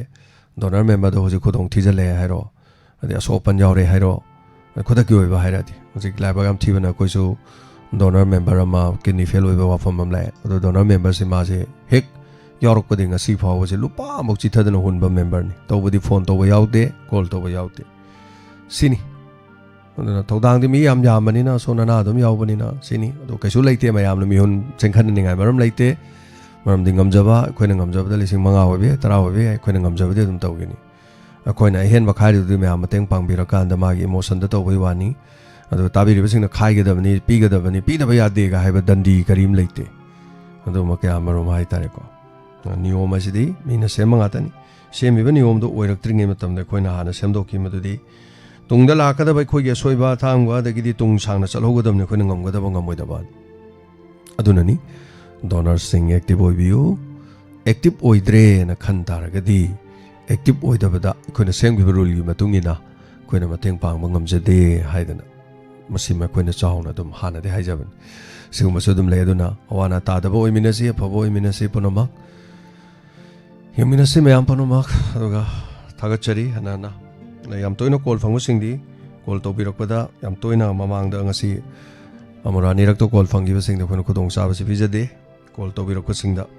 ꯉꯁꯤꯒꯤꯗꯤ ꯃꯈꯥ ꯇꯥꯅ ꯀꯣꯜꯁꯦ ꯂꯧꯈꯠꯆꯔꯔꯣꯏ ꯀꯣꯜ ꯂꯥꯛꯇ꯭ꯔꯦꯅ ꯂꯧꯖꯔꯦ ꯑꯗꯨꯒ ꯑꯩ ꯌꯥꯝ ꯀꯟꯅ ꯍꯧꯖꯤꯛ ꯂꯤꯂꯥ ꯇꯝꯖꯔꯤ ꯂꯤꯂꯥ ꯇꯝꯕꯁꯦ ꯑꯃꯨꯛ ꯆꯠꯀꯗꯕꯅꯤ나 ꯑꯩ ꯇꯦꯟꯁꯤꯟꯖꯒꯦ ꯔꯣꯕꯤꯟ ꯐꯣꯟ ꯇꯧꯕꯤꯔꯝꯕꯗ ꯉꯁꯥꯏ ꯊꯥꯒꯠꯆꯔꯤ ꯑꯣꯖꯥ ꯗꯣꯕ ꯈꯨꯔꯥꯏꯖꯝ ꯊꯥꯒꯠꯆꯔꯤ ꯏꯃꯥ ꯁꯪꯕꯤ ꯔꯦꯅꯨ ꯇꯣꯏꯖꯝ ꯍꯩꯅꯧꯕꯣꯛꯇꯒꯤ ꯃꯦꯝꯆꯥ ꯏꯆꯦ ꯁꯨꯅꯤꯇꯥ ꯂꯩꯁꯥꯡꯊꯦꯝ ꯕꯤꯗ꯭ꯌꯥꯔꯥꯅꯤ ꯅꯥꯎꯆꯥ ꯀꯣꯟꯖꯦꯡꯕꯝ ꯂꯝꯌꯥꯟꯕ ꯋꯥꯡꯈꯦꯝ ꯍꯥꯏꯔꯤꯕꯁꯤꯡ ꯑꯁꯤꯒꯤꯗ ꯀꯣꯜ ꯇꯧꯕꯤꯔꯝꯕ ꯍꯟꯅ ꯊꯥꯒꯠꯆꯔꯤ ꯊꯦꯡꯛ ꯌꯨ ꯁꯣ ꯃꯆ ꯅꯣꯡ ꯆꯨꯕ ꯏꯪꯕ ꯃꯇꯝ ꯒ꯭ꯌꯥꯁ ꯊꯣꯡꯕꯗ ꯚꯨꯠ ꯚꯨꯠ ꯃꯨꯠꯄ ꯑꯗꯨꯒ ꯏꯁꯤꯡ ꯃꯔꯤꯛ ꯀꯥꯈꯠꯄ ꯊꯣꯛꯄ ꯌꯥꯝ ꯌꯥꯎꯏ ꯒ꯭ꯌꯥꯁꯀꯤ ꯃꯇꯥꯡ ꯒ꯭ꯌꯥꯁꯇ ꯂꯨꯄꯥ 60 ꯍꯦꯟꯒꯠꯄ ꯁꯕꯁꯤꯗꯤ ꯑꯇꯩ ꯄꯨꯟꯁꯤꯜꯂꯀꯥꯟꯗ ꯒ꯭ꯌꯥꯁꯀꯤ ꯃꯃꯜꯁꯤ ꯅꯤꯌꯔꯦꯁ ꯂꯨꯄꯥ 1,000 ꯃꯌꯥ ꯍꯥꯏꯇꯥꯔꯦ ꯂꯥꯛꯁꯜꯂꯛꯄ ꯒ꯭ꯌꯥꯁ ꯐꯪꯉꯣꯏꯗꯕꯒꯤ ꯃꯔꯝ ꯑꯗꯨꯒ ꯑꯗꯨ ꯃꯌꯥꯝ ꯄꯪꯍꯥꯏ ꯍꯥꯏꯖꯟꯅꯕ ꯈꯪꯗꯣꯛꯄꯁꯨ ꯇꯣꯉꯥꯁꯨ ꯃꯌꯥꯝ ꯌꯥꯎꯏ ꯑꯦꯅꯤꯋꯦ ꯑꯃ ꯑꯣꯏꯔꯦ ꯒ꯭ꯌꯥꯁ ꯃꯔꯤꯛ ꯀꯥꯁꯜꯂꯛꯄ ꯕꯨꯠ ꯃꯨꯠꯄ ꯊꯣꯡꯕ ꯌꯥꯗꯕ ꯅꯨꯡꯁꯥ ꯈꯤꯇꯪ ꯁꯥꯕꯗ ꯒ꯭ꯌꯥꯁ ꯄꯨꯊꯣꯛꯑꯒ ꯃꯈꯨꯝ ꯆꯦꯠꯅ ꯈꯨꯝꯖꯤꯟꯕꯤꯔꯒ ꯅꯨꯡꯁꯥ ꯐꯧꯕꯤꯕ ꯑꯗꯨꯝ ꯐꯩ ꯑꯗꯨꯝ ꯀꯥꯟꯅꯩ ꯃꯁꯤ ꯑꯩꯈꯣꯏꯗꯁꯨ ꯊꯣꯛꯏ ꯑꯩꯈꯣꯏꯁꯨ ꯈꯪꯖꯗꯦ ꯒ꯭ꯌꯥꯁꯀꯤ ꯃꯤꯅ ꯇꯥꯛꯄꯤꯔꯦ ꯊꯣꯛꯑꯁꯨ ꯑꯗꯨꯝ ꯌꯦꯡꯕꯤꯌꯨ ꯍꯥꯏꯇꯥꯔꯦ ꯍꯟꯅ ꯊꯥꯒꯠꯆꯔꯤ ꯔꯥꯏꯀꯨꯔꯥꯝ ꯁꯤꯇꯜ ꯖꯦꯠ ꯃꯅꯥ ꯃꯁꯤꯡ ꯍꯧꯕꯁꯤꯡꯒꯤ ꯑꯌꯥꯝꯕꯅ ꯁꯣꯛꯏ ꯀꯔꯤ ꯂꯦꯅꯣ ꯈꯪꯗꯦ ꯑꯅ ꯇꯥꯛꯄꯤꯔꯦ ꯍꯣꯏ ꯑꯆꯨꯝꯕꯅꯤ ꯃꯅꯥ ꯃꯁꯤꯡ ꯊꯥꯔꯤꯕꯁꯤꯡ ꯃꯌꯥꯝꯗ ꯑꯁꯣꯛ ꯑꯄꯟ ꯊꯣꯛꯄ ꯃꯌꯥꯝꯗꯣ ꯑꯩꯈꯣꯏꯁꯨ ꯅꯨꯡꯉꯥꯏꯖꯗꯦ ꯌꯥꯝꯅ ꯑꯗꯣ ꯂꯩꯉꯥꯛꯅ ꯍꯥꯏꯕ ꯇꯥꯔꯦ ꯁꯣꯛꯏꯕ ꯈꯣꯠꯂꯤꯕꯁꯦ ꯗꯤꯁꯤꯒꯤ ꯈꯨꯠꯊꯥꯡꯗ ꯃꯤꯒ ꯊꯥꯗꯣꯛꯄꯤꯔꯀꯥꯟꯗ ꯀꯅꯥꯏꯅ ꯀꯔꯤ ꯁꯣꯛꯏꯕ ꯀꯅꯥꯏꯅ ꯀꯔꯤ ꯁꯣꯛꯏꯕ ꯀꯥꯏꯅ ꯇꯧꯔꯀꯥꯟꯗꯀꯣ ꯌꯦꯡꯁꯤꯟꯕꯤꯔꯗꯤ ꯌꯥꯝ ꯅꯨꯡꯉꯥꯏꯗꯧꯖꯥꯠꯅꯤ ꯑꯗꯣ ꯍꯧꯖꯤꯛ ꯌꯨꯝ ꯀꯨꯞꯇ꯭ꯔꯤꯕꯁꯤꯡꯁꯤꯁꯨ ꯌꯨꯝ ꯀꯨꯞꯄ ꯌꯥꯅꯅꯕꯒꯤ ꯁꯠ ꯃꯇꯦꯡꯗꯣ ꯄꯥꯡꯕꯤꯔꯗꯤ ꯊꯣꯛꯅ ꯅꯨꯡꯉꯥꯏꯖꯗꯣꯏꯅꯤ ꯍꯥꯏꯇꯥꯔꯦ ꯃꯇꯦꯡ ꯄꯥꯡꯕꯤꯔꯕꯁꯤꯡꯒꯤ ꯃꯅꯨꯡꯗ ꯊꯥꯒꯠꯆꯔꯤ ꯏꯃꯥꯁ꯭ꯔꯤ ꯁꯔꯣꯖꯤꯅꯤ ꯂꯩꯈꯤꯗ꯭ꯔꯕ ꯑꯩꯈꯣꯏ ꯀꯦꯟꯁꯔ ꯂꯩꯅꯥꯅ ꯂꯩꯈꯤꯗ꯭ꯔꯕ ꯏꯕꯦꯝꯆꯥꯒꯤꯗꯃꯛ ꯃꯇꯦꯡ ꯍꯥꯏꯕ ꯇꯥꯔꯦ ꯈꯤꯇꯪ ꯏꯃꯥꯁꯤꯅ ꯄꯤꯕꯤꯔꯛꯏ ꯑꯩꯅꯗꯤ ꯈꯤꯇꯪ ꯍꯥꯏꯖꯕ ꯋꯥꯅꯤ ꯌꯥꯝ ꯆꯥꯎꯔꯕ ꯃꯇꯦꯡꯅꯤ ꯂꯨꯄꯥ 2,000 ꯍꯥꯞꯄꯤꯔꯛꯏ ꯈꯨꯕꯥꯛ ꯈꯧꯅ ꯃꯌꯥꯝꯅ ꯏꯃꯣꯖꯤꯅ ꯈꯨꯕꯤꯁꯤ ꯄꯤꯕꯤꯔꯛꯂꯤꯕꯁꯤꯡꯗꯁꯨ ꯑꯗꯨꯝ ꯄꯨꯛꯅꯤꯡ ꯊꯧꯒꯠꯄꯤꯕ ꯃꯁꯤ ꯌꯥꯝ ꯃꯔꯨ ꯑꯣꯏꯕꯅꯤ ꯍꯥꯏꯅ ꯍꯥꯏꯖꯒꯦ ꯑꯗꯨꯒ ꯏꯆꯦ ꯇꯣꯝꯕꯤ ꯊꯥꯒꯠꯆꯔꯤ ꯀꯦꯟꯁꯔ ꯅꯥꯕꯗ ꯏꯕꯨꯡꯉꯣꯅ ꯃꯇꯦꯡ ꯄꯥꯡꯒꯗꯕꯗꯨꯗ 5,000 ꯃꯇꯦꯡ ꯄꯥꯡꯕꯤꯌꯣꯅ ꯍꯥꯏ ꯑꯩꯈꯣꯏꯗ ꯂꯥꯛꯄꯗ ꯀꯦꯟꯁꯔꯗꯤ ꯑꯃꯈꯛꯇ ꯅꯠꯇꯦ ꯍꯧꯖꯤꯛꯇ ꯃꯁꯥꯅ ꯀꯣꯜ ꯇꯧꯔꯒ ꯑꯩꯈꯣꯏ ꯁꯤꯗ ꯍꯥꯏꯕꯤꯔꯛꯈꯤꯕꯗꯤ 2ꯅꯤ ꯌꯥꯝꯕ ꯌꯥꯝꯗꯕ ꯑꯩꯈꯣꯏꯅ ꯈꯤꯇꯪ ꯑꯗꯨꯝ ꯄꯤꯖꯒꯅꯤ ꯍꯥꯟꯅꯗꯤ ꯑꯩꯈꯣꯏꯅ ꯑꯃꯒꯤ ꯀꯦꯝꯄꯦꯟ ꯆꯠꯊꯕꯁꯨ ꯀꯩꯁꯨ ꯉꯝꯕꯗꯤ ꯂꯩꯇꯦ ꯀꯦꯟꯁꯔ ꯅꯥꯕꯁꯦ ꯑꯩꯈꯣꯏꯗ 2 ꯅꯠꯇꯦ 3ꯅꯤ ꯑꯉꯥꯡ ꯑꯃꯒ ꯑꯗꯨ ꯆꯔꯥꯡꯄꯥꯠꯇꯒꯤ ꯑꯃꯒ ꯀꯩꯅꯣꯗꯒꯤ 3 ꯍꯥꯏꯇꯥꯔꯦ ꯑꯗꯣ ꯈꯔ ꯌꯦꯟ ꯇꯥꯕꯅꯤ ꯉꯝꯖꯕꯗꯤ ꯌꯥꯝꯅ ꯀꯩꯅꯣ ꯅꯠꯇꯦ ꯑꯃꯒꯤꯁꯨ ꯍꯥꯏꯇꯥꯔꯦ ꯑꯗꯨꯒ ꯔꯦꯗꯤꯑꯣ 2 ꯑꯃꯒ ꯄꯤꯕꯤꯔꯛꯄꯅꯤ ꯔꯦꯗꯤꯑꯣ 2ꯁꯤ ꯀꯛꯆꯤꯡꯗꯒꯤ ꯏꯃꯥ ꯃꯟꯗꯣꯗꯣꯔꯤꯗꯁꯨ ꯑꯃꯁꯨ ꯄꯤꯖꯔꯅꯤ ꯏꯆꯦꯅ ꯄꯤꯕꯤꯔꯛꯄ ꯑꯩꯈꯣꯏꯒꯤ ꯏꯕꯥꯏ ꯂꯩꯈꯤꯗꯕꯒꯤ ꯉꯁꯤꯁꯦ ꯃꯥꯒꯤ ꯑꯍꯥꯟꯕ ꯗꯤꯟ ꯀꯠꯄꯁꯨ ꯊꯣꯛꯄꯅꯤ ꯅꯨꯃꯤꯠꯁꯤꯒꯤ ꯏꯆꯦꯅꯁꯨ ꯉꯁꯤꯕ ꯅꯨꯃꯤꯠꯇ ꯏꯆꯦꯅ ꯏꯕꯥꯏꯒꯤꯗꯃꯛ ꯍꯥꯏꯕ ꯇꯥꯔꯦ ꯌꯥꯝ ꯅꯨꯡꯁꯤꯕ ꯋꯥꯍꯩ ꯑꯃꯈꯛ ꯑꯩꯈꯣꯏ ꯏꯆꯦꯅ ꯍꯥꯏ ꯅꯣꯏꯒꯤ ꯅꯕꯥꯏꯁꯦ ꯑꯩꯅ ꯊꯣꯡꯕ ꯆꯥꯛ ꯉꯥꯛꯇ ꯆꯥꯈꯤꯕꯅꯤ ꯑꯗꯨꯅ ꯉꯁꯤꯒꯤ ꯗꯤꯟ ꯇꯥꯕꯁꯦ ꯑꯩ ꯕꯥꯃꯣꯟ ꯅꯦꯛꯇ꯭ꯔꯦ ꯑꯗꯨꯒ ꯑꯇꯩ ꯑꯃꯐꯥꯎ ꯅꯦꯛꯇ꯭ꯔꯦ ꯅꯣꯏ ꯏꯕꯥꯏꯗꯣ ꯑꯩꯅ ꯊꯣꯡꯕ ꯆꯥꯛ ꯉꯥꯛꯇ ꯆꯥꯈꯤꯕꯅꯤꯅ ꯑꯩꯅ ꯊꯣꯡꯉꯒ ꯑꯣꯏꯅ ꯀꯠꯀꯅꯤꯅ ꯍꯥꯏꯕꯗꯤ ꯌꯥꯝ ꯅꯨꯡꯁꯤꯕꯒꯤ ꯋꯥꯅꯤ ꯏꯆꯦꯅ ꯍꯥꯏꯕꯗꯣ ꯅꯣꯏ ꯏꯕꯥꯏꯗꯣ ꯑꯩꯅ ꯊꯣꯡꯕ ꯉꯥꯛꯇ ꯆꯥꯈꯤꯕꯅꯦ ꯑꯗꯨꯅ ꯑꯩꯅ ꯊꯣꯡꯉꯒ ꯑꯣꯏꯅ ꯀꯠꯂꯅꯤ ꯑꯗꯣ ꯍꯥꯎꯕ ꯍꯥꯎꯇꯕ ꯍꯥꯏꯗꯅ ꯑꯗꯨꯅ ꯏꯕꯥꯏꯒꯤ ꯊꯥ ꯑꯃ ꯐꯥꯔꯛꯄꯩ ꯍꯥꯏꯇꯥꯔꯦꯀꯣ ꯊꯥ ꯑꯃ ꯐꯥꯕꯒꯤ ꯅꯨꯃꯤꯠꯁꯤꯒꯤ ꯃꯔꯤ ꯂꯩꯅꯅ ꯏꯆꯦꯅ ꯍꯥꯏꯔꯤꯕ 5,000ꯁꯤꯁꯨ ꯄꯤꯕꯤꯔꯛꯄꯅꯤ ꯑꯗꯨꯒ ꯔꯦꯗꯤꯑꯣ 2 ꯑꯃ ꯄꯤꯕꯤꯔꯛꯄꯅꯤ ꯃꯁꯤꯒꯤꯗꯃꯛꯁꯨ ꯏꯆꯦꯕꯨ ꯊꯥꯒꯠꯆꯔꯤ ꯑꯗꯨꯒ ꯏꯆꯦ ꯏꯕꯥꯏꯕꯨꯗꯤ ꯆꯠꯈ꯭ꯔꯦ ꯏꯕꯥꯏ ꯆꯠꯈ꯭ꯔꯁꯨ ꯑꯩꯈꯣꯏ ꯃꯌꯥꯝ ꯑꯃ ꯂꯩꯔꯤ ꯀꯣ ꯑꯗꯣ ꯏꯆꯦꯁꯨ ꯑꯩꯈꯣꯏꯒꯤꯗꯃꯛꯇ ꯗꯥꯏꯃꯟ ꯗꯣꯅꯔꯁꯀꯤꯗꯃꯛꯇ ꯌꯥꯝꯅ ꯊꯋꯥꯏ ꯌꯥꯎꯅ ꯑꯗꯨꯝ ꯂꯦꯞꯇꯅ ꯑꯗꯨꯝ ꯂꯥꯛꯈꯤꯕꯅꯤ ꯏꯆꯦꯁꯨ ꯅꯨꯡꯁꯤ ꯏꯆꯦꯅ ꯑꯩꯈꯣꯏꯒꯤ ꯍꯣꯠꯅꯕꯤꯔꯛꯄ ꯅꯧꯄꯥꯅ ꯇꯨꯔꯕ ꯃꯇꯝꯗ ꯑꯩꯒꯤꯗꯃꯛ ꯈꯨꯗꯥꯡ ꯄꯥꯏꯔꯒ ꯆꯤꯡꯈꯠꯄꯤꯅꯕ ꯀꯅꯥ ꯂꯩꯇꯕ ꯃꯇꯝꯗ ꯏꯆꯦ ꯑꯩꯈꯣꯏ ꯃꯌꯥꯝꯅ ꯂꯦꯞꯄꯤꯕꯗꯣ ꯑꯩ ꯀꯥꯎꯖꯗꯦ ꯃꯤ ꯑꯃꯒꯤ ꯋꯥꯔꯛꯄ ꯃꯇꯝꯗ ꯄꯩꯁꯥ ꯅꯠꯇꯦ ꯃꯤ ꯑꯃ ꯋꯥꯔꯛꯄ ꯃꯇꯝꯗ ꯋꯥꯍꯩꯅꯤ ꯀꯣ ꯊꯧꯅꯥꯅꯤ ꯍꯥꯏꯇꯥꯔꯦ ꯏꯆꯦꯅ ꯂꯦꯞꯄꯤꯈꯤꯕ ꯅꯧꯄꯥꯅ ꯀꯥꯎꯖꯗꯦ ꯑꯗꯨꯅ ꯏꯕꯥꯏꯒꯤ ꯐꯣꯇꯣꯗ ꯏꯆꯦꯅ ꯉꯁꯤ ꯊꯣꯡꯈꯤꯕ ꯆꯥꯛꯇꯣ ꯉꯁꯤ ꯀꯠꯂꯒ ꯏꯆꯦꯅ ꯐꯣꯇꯣ ꯑꯃꯁꯨ ꯊꯥꯕꯤꯔꯛꯑꯦ ꯉꯁꯥꯏ ꯃꯤꯑꯣꯏꯕ ꯑꯇꯣꯞꯄꯅꯗꯤ ꯇꯥꯕꯤꯔꯤꯕ ꯌꯦꯡꯕꯤꯔꯤꯕꯁꯤꯡꯅꯗꯤ ꯀꯅꯥꯅꯁꯨ ꯀꯔꯤꯁꯨ ꯈꯟꯗꯕ ꯌꯥꯏ ꯏꯆꯦꯅ ꯀꯁꯤ ꯏꯆꯦꯅ ꯊꯣꯡꯕ ꯏꯟꯁꯥꯡꯗꯨꯅꯤ ꯅꯚꯥꯏꯗꯣ ꯑꯩꯅ ꯊꯣꯡꯕ ꯉꯥꯛꯇ ꯆꯥꯈꯤꯕꯅꯦ ꯑꯗꯨꯅ ꯑꯩꯅ ꯊꯣꯡꯉꯒ ꯑꯣꯏꯅ ꯀꯠꯂꯅꯦꯅ ꯀꯠꯂꯦ ꯑꯗꯣ ꯂꯩꯀꯥꯏꯗꯁꯨ ꯑꯍꯜ ꯂꯃꯟꯁꯤꯡ ꯇꯤꯟꯅꯔꯝꯕ ꯃꯃꯥꯟꯅꯕ ꯑꯃꯁꯨꯡ ꯃꯃꯥꯟꯅꯕꯁꯤꯡ ꯍꯥꯏꯇꯥꯔꯦ ꯂꯣꯡꯖꯝ ꯁꯟꯇꯣꯁ ꯁꯤꯡ ꯍꯥꯏꯇꯥꯔꯦ ꯂꯩꯈꯤꯗꯕ ꯏꯕꯥꯏꯁꯦ ꯌꯥꯝ ꯈꯪꯍꯧꯗꯅ ꯂꯩꯈꯤꯗꯕꯅꯤ ꯑꯗꯣ ꯏꯕꯥꯏ ꯂꯩꯈꯤꯗꯕ ꯊꯥ ꯑꯃ ꯈꯔ ꯍꯦꯜꯂꯛꯄ ꯊꯥ ꯑꯃ ꯍꯥꯏꯇꯥꯔꯦ ꯊꯥ ꯑꯃꯒꯤ ꯃꯅꯨꯡꯁꯤꯗꯁꯨ ꯃꯇꯦꯡ ꯄꯥꯡꯕꯁꯨ ꯑꯗꯨꯝ ꯆꯠꯂꯤ ꯑꯗꯨꯝ ꯌꯥꯎꯏ ꯑꯗꯨꯅ ꯍꯌꯦꯡ ꯀꯩꯅꯣꯒꯤꯁꯨ ꯌꯥꯎꯅꯦꯅꯁꯨ ꯑꯗꯨꯝ ꯇꯥꯛꯄꯤꯔꯦ ꯏꯆꯦꯅꯀꯣ ꯏꯆꯦ ꯊꯥꯒꯠꯆꯔꯤ ꯂꯨꯄꯥ 5,000 ꯑꯃꯁꯨ ꯀꯦꯟꯁꯔ ꯅꯥꯕꯗ ꯄꯤꯔꯤ ꯏꯆꯦꯁꯨ ꯀꯦꯟꯁꯔ ꯐꯥꯏꯠ ꯇꯧꯗꯨꯅ ꯂꯩꯔꯤꯕꯅꯤ ꯑꯗꯨꯅ ꯏꯆꯦꯁꯨ ꯄꯨꯅꯦꯗ ꯑꯃꯨꯛ ꯆꯠꯂꯅꯤ ꯃꯨꯝꯕꯥꯏꯔꯣꯝꯗ ꯆꯠꯀꯅꯦꯅ ꯍꯥꯏ ꯑꯃꯨꯛ ꯃꯈꯥ ꯇꯥꯕ ꯂꯥꯌꯦꯡꯕ ꯇꯦꯁ ꯇꯧꯔꯨꯕ ꯍꯥꯏꯇꯥꯔꯦ ꯏꯆꯦꯁꯦ ꯑꯗꯨꯃꯥꯏꯅ ꯇꯦꯁ ꯇꯧꯕ ꯑꯗꯨꯝ ꯆꯠꯄꯅꯤ ꯃꯥ ꯃꯁꯥꯃꯛꯁꯨ ꯀꯦꯟꯁꯔ ꯄꯦꯁꯦꯟꯅꯤ ꯍꯥꯏꯇꯥꯏ ꯑꯗꯣ ꯍꯧꯖꯤꯛꯄꯨꯗꯤ ꯐꯥꯏꯠ ꯇꯧꯗꯨꯅ ꯉꯝꯃꯒꯁꯨ ꯀꯦꯟꯁꯔꯗꯤ ꯇꯦꯁ ꯇꯧꯕ ꯇꯣꯛꯄ ꯌꯥꯗꯦ ꯈꯥꯡꯉꯦꯝꯕꯝ ꯄ꯭ꯔꯃꯣꯗꯤꯅꯤ ꯊꯧꯕꯥꯜ ꯋꯥꯡꯈꯦꯝ ꯑꯩꯅ ꯁꯨꯖꯤꯠꯀꯤꯗꯃꯛ ꯄꯩꯁꯥ ꯈꯥꯏꯗꯦꯅ ꯍꯥꯏꯕꯅꯤ ꯑꯗꯨ ꯃꯦꯗꯝꯁꯤꯅ ꯅꯝꯗꯅ ꯂꯨꯄꯥ 200 ꯑꯃ ꯁꯨꯖꯤꯠꯀꯤ ꯌꯨꯝꯒꯤ ꯇꯤꯟ ꯂꯩꯔꯒꯗꯤ ꯍꯥꯏꯗꯅ ꯍꯥꯞꯄꯤꯈꯣꯅ ꯄꯤꯕꯤꯔꯛꯄꯅꯤ ꯊꯥꯒꯠꯆꯔꯤ NG ꯃꯦꯝꯆꯥ ꯊꯥꯒꯠꯆꯔꯤ ꯃꯦꯗꯥꯝ ꯆꯩꯔꯥꯎꯕꯒ ꯃꯔꯤ ꯂꯩꯅꯅ ꯗꯥꯏꯃꯟ ꯇꯤꯚꯤꯗ 4,000K ꯃꯇꯦꯡ ꯄꯥꯡꯕꯤꯔꯛꯄꯅꯤ ꯊꯥꯒꯠꯆꯔꯤ ꯃꯇꯝ ꯆꯥꯕꯗ ꯑꯩꯈꯣꯏꯅ ꯑꯗꯨꯝ ꯑꯩꯈꯣꯏꯒꯤ ꯆꯩꯔꯥꯎꯕꯒꯤꯕꯨ ꯑꯣꯏꯔꯁꯨ ꯑꯗꯣ ꯑꯩꯈꯣꯏꯒꯤ ꯑꯋꯥꯅꯥꯏ ꯊꯕꯛꯁꯦ ꯌꯥꯝ ꯌꯥꯝꯃꯤ ꯇꯥꯡ 19 ꯁꯤꯁꯨ ꯑꯩꯈꯣꯏ ꯆꯠꯆꯒꯗꯧꯔꯤꯕꯅꯤ ꯃꯗꯨꯗ ꯅꯠꯇꯅ ꯍꯌꯦꯡꯁꯨ ꯑꯩꯈꯣꯏꯒꯤ ꯏꯆꯥꯅꯨꯄꯤ ꯍꯥꯏꯖ ꯇꯥꯔꯦꯅꯦ ꯏꯆꯥ ꯍꯥꯏꯁꯨ ꯏꯆꯟꯕꯨ ꯍꯥꯏꯔꯁꯨ ꯑꯟꯖꯂꯤ ꯆꯤꯡꯊꯥꯝ ꯃꯥꯒꯤ ꯃꯆꯥꯒꯤ ꯑꯣꯄꯔꯦꯁꯟ ꯇꯧꯕ ꯃꯇꯝꯗ ꯃꯇꯦꯡ ꯈꯤꯇꯪ ꯄꯥꯡꯕꯤꯌꯣꯅ ꯍꯥꯏꯔꯛꯄꯅꯤ ꯑꯗꯣ ꯃꯤꯑꯣꯏ ꯑꯃꯈꯛꯅꯗꯤ ꯁꯨꯝꯅꯒꯤ ꯂꯨꯄꯥ 500 ꯈꯛ ꯄꯥꯡꯕꯤꯔꯛꯄ ꯅꯠꯇꯅ ꯑꯇꯣꯞꯄ ꯀꯅꯥ ꯑꯃꯠꯇꯅ ꯃꯇꯦꯡ ꯄꯥꯡꯕꯤꯔꯛꯄꯗꯤ ꯂꯩꯈꯤꯗꯦ ꯃꯥꯁꯨ ꯑꯩ ꯌꯥꯝ ꯏꯀꯥꯏꯀꯤ ꯂꯥꯟꯅ ꯑꯩ ꯍꯥꯏꯖꯔꯛꯄꯅꯤ ꯀꯥꯏꯅ ꯃꯥꯅꯒ ꯍꯥꯏꯔꯛꯈꯤꯕ ꯂꯩꯕꯅꯤ ꯑꯗꯨ ꯌꯥꯝꯕ ꯌꯥꯝꯗꯕ ꯑꯗꯨꯝ ꯑꯩꯈꯣꯏꯅ ꯉꯝꯖꯕ ꯍꯥꯏꯕ ꯇꯥꯔꯦ ꯃꯥꯒꯤꯁꯨ ꯈꯖꯤꯛꯇꯪ ꯑꯣꯏꯔꯕꯁꯨ ꯃꯇꯦꯡ ꯄꯥꯡꯅꯕꯒꯤꯗꯃꯛ ꯇꯧꯖꯕꯅꯤ ꯑꯩꯅ ꯌꯥꯔꯒꯗꯤ ꯍꯌꯦꯡ ꯂꯥꯛꯄꯤꯔꯣ ꯍꯌꯦꯡ ꯉꯥꯛꯇꯪ ꯂꯥꯛꯑꯀꯥꯟꯗ ꯌꯦꯡꯉꯁꯤ ꯍꯥꯏꯗꯅ ꯍꯥꯏꯈ꯭ꯔꯦ ꯑꯗꯨꯅ ꯑꯩꯈꯣꯏ ꯊꯕꯛꯁꯦ ꯌꯥꯝ ꯌꯥꯝꯈ꯭ꯔꯦ ꯑꯩꯈꯣꯏꯒꯤ ꯊꯧꯗꯥꯁꯦ ꯌꯥꯝ ꯌꯥꯝꯃꯤ ꯑꯗꯨꯅ ꯀꯣꯛꯇ ꯑꯩꯈꯣꯏꯅ ꯁꯥꯔꯤꯁꯤꯗꯤ ꯑꯇꯩ ꯑꯃꯈꯛꯇ ꯅꯠꯇꯦ ꯍꯥꯏꯇꯥꯔꯦꯀꯣ ꯑꯗꯨꯅ ꯊꯦꯡꯛ ꯌꯨ ꯁꯣ ꯃꯆ ꯑꯗꯨꯅ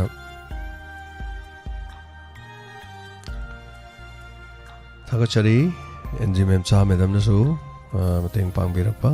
ꯑꯗꯨꯒꯤꯗꯃꯛ ꯑꯗꯨꯒ ꯑꯟꯖꯂꯤꯒꯤ ꯃꯆꯥꯒꯤ ꯃꯥꯏꯁꯨ ꯀꯩꯅꯣ ꯇꯧꯈ꯭ꯔꯦ ꯑꯣꯄꯔꯦꯁꯟꯗꯤ ꯇꯧꯈ꯭ꯔꯦ ꯍꯥꯏ ꯑꯗꯨꯒ ꯑꯣꯄꯔꯦꯁꯟꯁꯤꯁꯨ ꯑꯃꯨꯛ ꯍꯟꯅꯤ ꯍꯥꯏꯌꯦꯕ꯭ꯔꯥ ꯀꯩꯅꯣꯝꯁꯨ ꯍꯥꯏ ꯑꯟꯖꯂꯤꯅ ꯍꯥꯏꯕꯗ ꯂꯣꯟꯁꯦ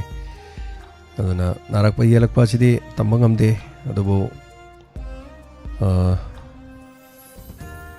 ꯌꯥꯝꯕ ꯌꯥꯝꯗꯕ ꯍꯥꯏꯇꯥꯔꯦ ꯃꯥꯏ ꯃꯆꯥꯒꯤ ꯃꯈꯣꯡꯗꯣ ꯁꯤꯅꯤ ꯃꯈꯣꯡ ꯌꯦꯡꯕꯒꯤꯗꯣ ꯁꯤꯅꯤ ꯌꯥꯝꯈ꯭ꯔꯦ ꯑꯩꯈꯣꯏꯒꯤ ꯏꯊꯛꯇ ꯂꯥꯛꯏꯕ ꯇꯧꯔꯤꯕ ꯃꯌꯥꯝ ꯃꯥꯒꯤ ꯃꯆꯥꯒꯤ ꯃꯈꯣꯡꯒꯤ ꯍꯥꯏꯕꯗꯨꯗꯤ ꯌꯦꯡꯉꯦ ꯑꯗꯨ ꯌꯥꯝꯕ ꯌꯥꯝꯗꯕ ꯑꯩꯈꯣꯏꯅ 2,000-3,000 ꯑꯣꯏꯔꯁꯨ ꯃꯇꯦꯡ ꯄꯥꯡꯕ ꯉꯝꯕ ꯈꯤꯇꯪꯗꯤ ꯄꯥꯡꯖꯒꯦꯅ ꯑꯗꯨꯃꯥꯏꯅ ꯍꯣꯠꯅꯖꯔꯤ ꯑꯗꯨꯅ ꯑꯅꯥꯕꯗꯤ ꯌꯥꯝꯕꯅꯤꯅ ꯍꯥꯏꯇꯥꯔꯦ ꯃꯁꯤ ꯂꯣꯏ ꯊꯨꯡꯅꯕ ꯍꯣꯠꯅꯔꯛꯄꯗ ꯑꯋꯥꯕꯁꯨ ꯑꯗꯨꯝ ꯑꯣꯏꯌꯦ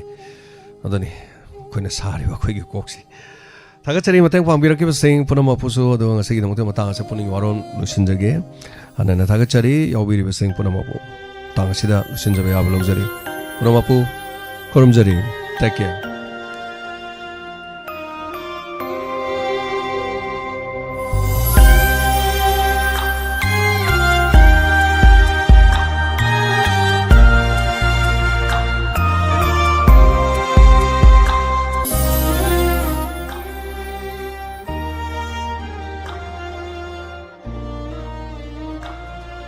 ꯂꯣꯏꯁꯤꯜꯂꯛꯄꯗ ꯃꯌꯥꯝꯗ ꯅꯤꯡꯁꯤꯡꯖꯕ ꯑꯃꯇꯪꯅ ꯍꯌꯦꯡ ꯐꯦꯁ ꯇꯨ ꯐꯦꯁ ꯊꯧꯔꯝꯗ ꯄꯨꯡ 10:30 ꯃꯌꯥꯝ ꯁꯣꯏꯗꯅ ꯁꯔꯨꯛ ꯌꯥꯕꯤꯌꯨ ꯁꯣꯏꯗꯅ ꯊꯧꯔꯝ ꯑꯁꯤꯗ ꯁꯔꯨꯛ ꯌꯥꯕꯤꯔꯒ ꯑꯗꯣꯝꯅ ꯈꯪꯕꯤꯔꯝꯕ ꯏꯟꯁꯨꯔꯦꯟꯁꯀꯤ ꯃꯇꯥꯡꯗ ꯈꯪꯕꯤꯅꯤꯡꯕ ꯂꯩꯔꯕꯗꯤ ꯑꯩꯈꯣꯏꯅ ꯍꯌꯦꯡꯒꯤ ꯊꯝꯖꯔꯤꯕ ꯊꯧꯔꯝꯁꯤꯗ ꯑꯗꯣꯝꯅ ꯁꯣꯏꯗꯅ ꯁꯔꯨꯛ ꯌꯥꯕꯤꯌꯨ ꯍꯥꯏꯕ ꯋꯥꯐꯝꯁꯤ ꯊꯝꯖꯔꯤ ꯍꯌꯦꯡꯒꯤ ꯑꯦꯛꯁꯄꯔꯠꯇ ꯑꯩꯈꯣꯏꯅ ꯃꯐꯝ ꯑꯁꯤꯗ ꯁꯤꯜꯂꯥꯡꯗꯨꯅ ꯊꯝꯖꯔꯤꯕ ꯑꯩꯈꯣꯏ ꯗꯣꯅꯔ ꯃꯦꯝꯕꯔꯁꯨ ꯑꯣꯏꯕ ꯑꯗꯨꯒ ꯑꯩꯈꯣꯏꯒꯤ ꯊꯧꯔꯝꯗꯁꯨ ꯃꯌꯥꯝꯅ ꯊꯣꯏꯗꯣꯛ ꯍꯦꯟꯗꯣꯛꯅ ꯑꯗꯨꯝ ꯈꯪꯕꯤꯔꯕ ꯇꯥꯕꯤꯔꯕꯅꯤ ꯃꯤꯡ ꯍꯦꯛ ꯄꯜꯂꯛꯄꯗ ꯃꯌꯥꯝ ꯄꯨꯝꯅꯃꯛꯅ ꯍꯦꯟꯅ ꯑꯗꯨꯝ ꯈꯪꯕꯤꯔꯒꯗꯕꯅꯤ ꯑꯗꯨꯅ ꯁꯣꯏꯗꯅꯃꯛꯀꯤ ꯍꯌꯦꯡꯒꯤ ꯊꯧꯔꯝ ꯑꯁꯤꯗꯁꯨ ꯃꯌꯥꯝ ꯄꯨꯝꯅꯃꯛꯅ ꯌꯥꯎꯕꯤꯌꯨ ꯑꯩꯈꯣꯏꯒꯤ ꯏꯟꯁꯨꯔꯦꯟꯁꯀꯤ ꯃꯔꯝꯗ ꯃꯌꯥꯝ ꯈꯪꯕꯤꯅꯤꯡꯕꯁꯤꯡꯗꯣ ꯑꯩꯈꯣꯏ ꯂꯣꯏꯅ ꯍꯨꯞꯇꯅ ꯃꯌꯥꯝ ꯍꯪꯍꯧꯔꯁꯤ ꯃꯌꯥꯝ ꯄꯨꯝꯅꯃꯛ ꯁꯔꯥꯡꯊꯦꯝ ꯄ꯭ꯔꯤꯌꯥꯗꯥꯁꯅꯤ ꯗꯦꯄꯨꯇꯤ ꯃꯦꯅꯦꯖꯔ ꯗ ꯅ꯭ꯌꯨ ꯏꯟꯗꯤꯌꯥ ꯑꯦꯁꯨꯔꯦꯟꯁ ꯀꯝꯄꯦꯅꯤ ꯂꯤꯃꯤꯇꯦꯗꯀꯤ ꯍꯥꯏꯕ ꯇꯥꯔꯦ ꯑꯗꯨꯒ ꯗꯦꯄꯨꯇꯤ ꯃꯦꯅꯦꯖꯔ ꯑꯁꯤ ꯂꯦꯡꯕꯤꯔꯛꯀꯅꯤ ꯑꯩꯈꯣꯏ ꯗꯣꯅꯔ ꯃꯦꯝꯕꯔꯁꯨ ꯑꯣꯏꯕ ꯑꯩꯈꯣꯏ ꯑꯋꯥ-ꯑꯅꯥꯒꯤ ꯀꯌꯥꯗꯁꯨ ꯑꯗꯨꯝ ꯁꯔꯨꯛ ꯌꯥꯕꯤꯕ ꯃꯌꯥꯝꯅ ꯊꯣꯏꯗꯣꯛ ꯍꯦꯟꯗꯣꯛꯅ ꯈꯪꯅꯕꯤꯔꯕ ꯏꯆꯜ ꯑꯁꯤ ꯂꯦꯡꯁꯤꯟꯕꯤꯔꯛꯀꯅꯤ ꯄꯨꯡ 12 ꯃꯈꯥꯏ ꯖꯁ ꯃꯌꯥꯝ ꯄꯨꯝꯅꯃꯛꯅ ꯊꯧꯔꯝ ꯑꯁꯤꯗ ꯁꯔꯨꯛ ꯌꯥꯕꯤꯗꯅ ꯏꯟꯁꯨꯔꯦꯟꯁꯀꯤ ꯃꯇꯥꯡꯗ ꯈꯪꯕꯤꯅꯤꯡꯕꯁꯤꯡ ꯍꯥꯏꯕ ꯇꯥꯔꯦ ꯈꯪꯃꯤꯟꯅꯁꯤ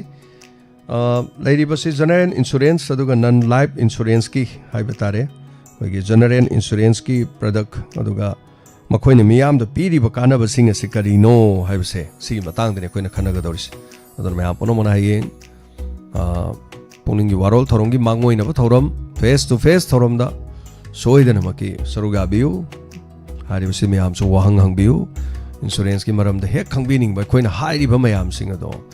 ꯑꯗꯨꯅ ꯑꯩꯈꯣꯏꯒꯤ ꯂꯦꯡꯕꯤꯔꯛꯄ ꯗꯤꯄꯨꯇꯤ ꯃꯦꯅꯦꯖꯔ ꯃꯁꯥꯃꯛ ꯂꯦꯡꯉꯤ ꯃꯇꯝꯗ ꯃꯌꯥꯝ ꯄꯨꯝꯅꯃꯛ ꯈꯪꯃꯤꯟꯅꯁꯤ ꯍꯥꯏꯕ ꯋꯥꯐꯝꯁꯤꯁꯨ ꯃꯌꯥꯝꯗ ꯊꯝꯖꯔꯦ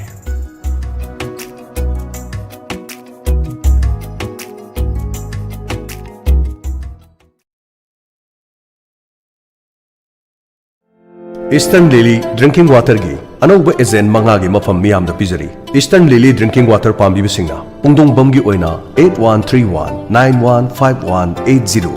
लेटेंग इंटरप्राइजेस पुंगदोंगबमदगी फंगबिगनी अनीसुब एजेंटना वाटर वॉल Kanchipur Imphal west mobile number 7005256034 अहुम सुबदा खोंगापात मयाई लेकाई near primary health centre Imphal west mobile number 8258932950 सगोलबन की ओइना बेलोनास बैंक सगोलबन तेरा पुखरमबम लेरक मोबाइल नंबर 7050962775 मंगा सुबदा खोंगमन मंजिल zone 1 Imphal east mobile number 7085658732 पंजरीबे एजेंट मंगा असी लिली ड्रिंकिंग वाटर की ओइना इनौ नौना हांदोकचबा एजेंट सिंगनी मफम सिंगसदगे दोमदोमना ईस्टर्न लिली ड्रिंकिंग वाटर की दमक पाव फोबियू लेंगसिन थौबाल स्पीच थेरेपी क्लिनिक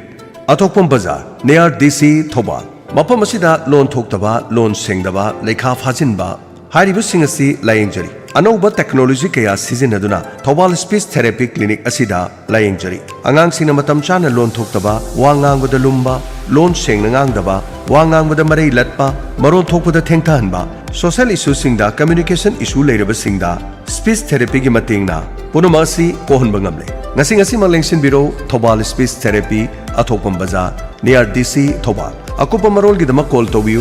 7005093692 लोइनना 9366456367 Thoubal speech therapy clinic Athokpam Bazar near DC Thoubal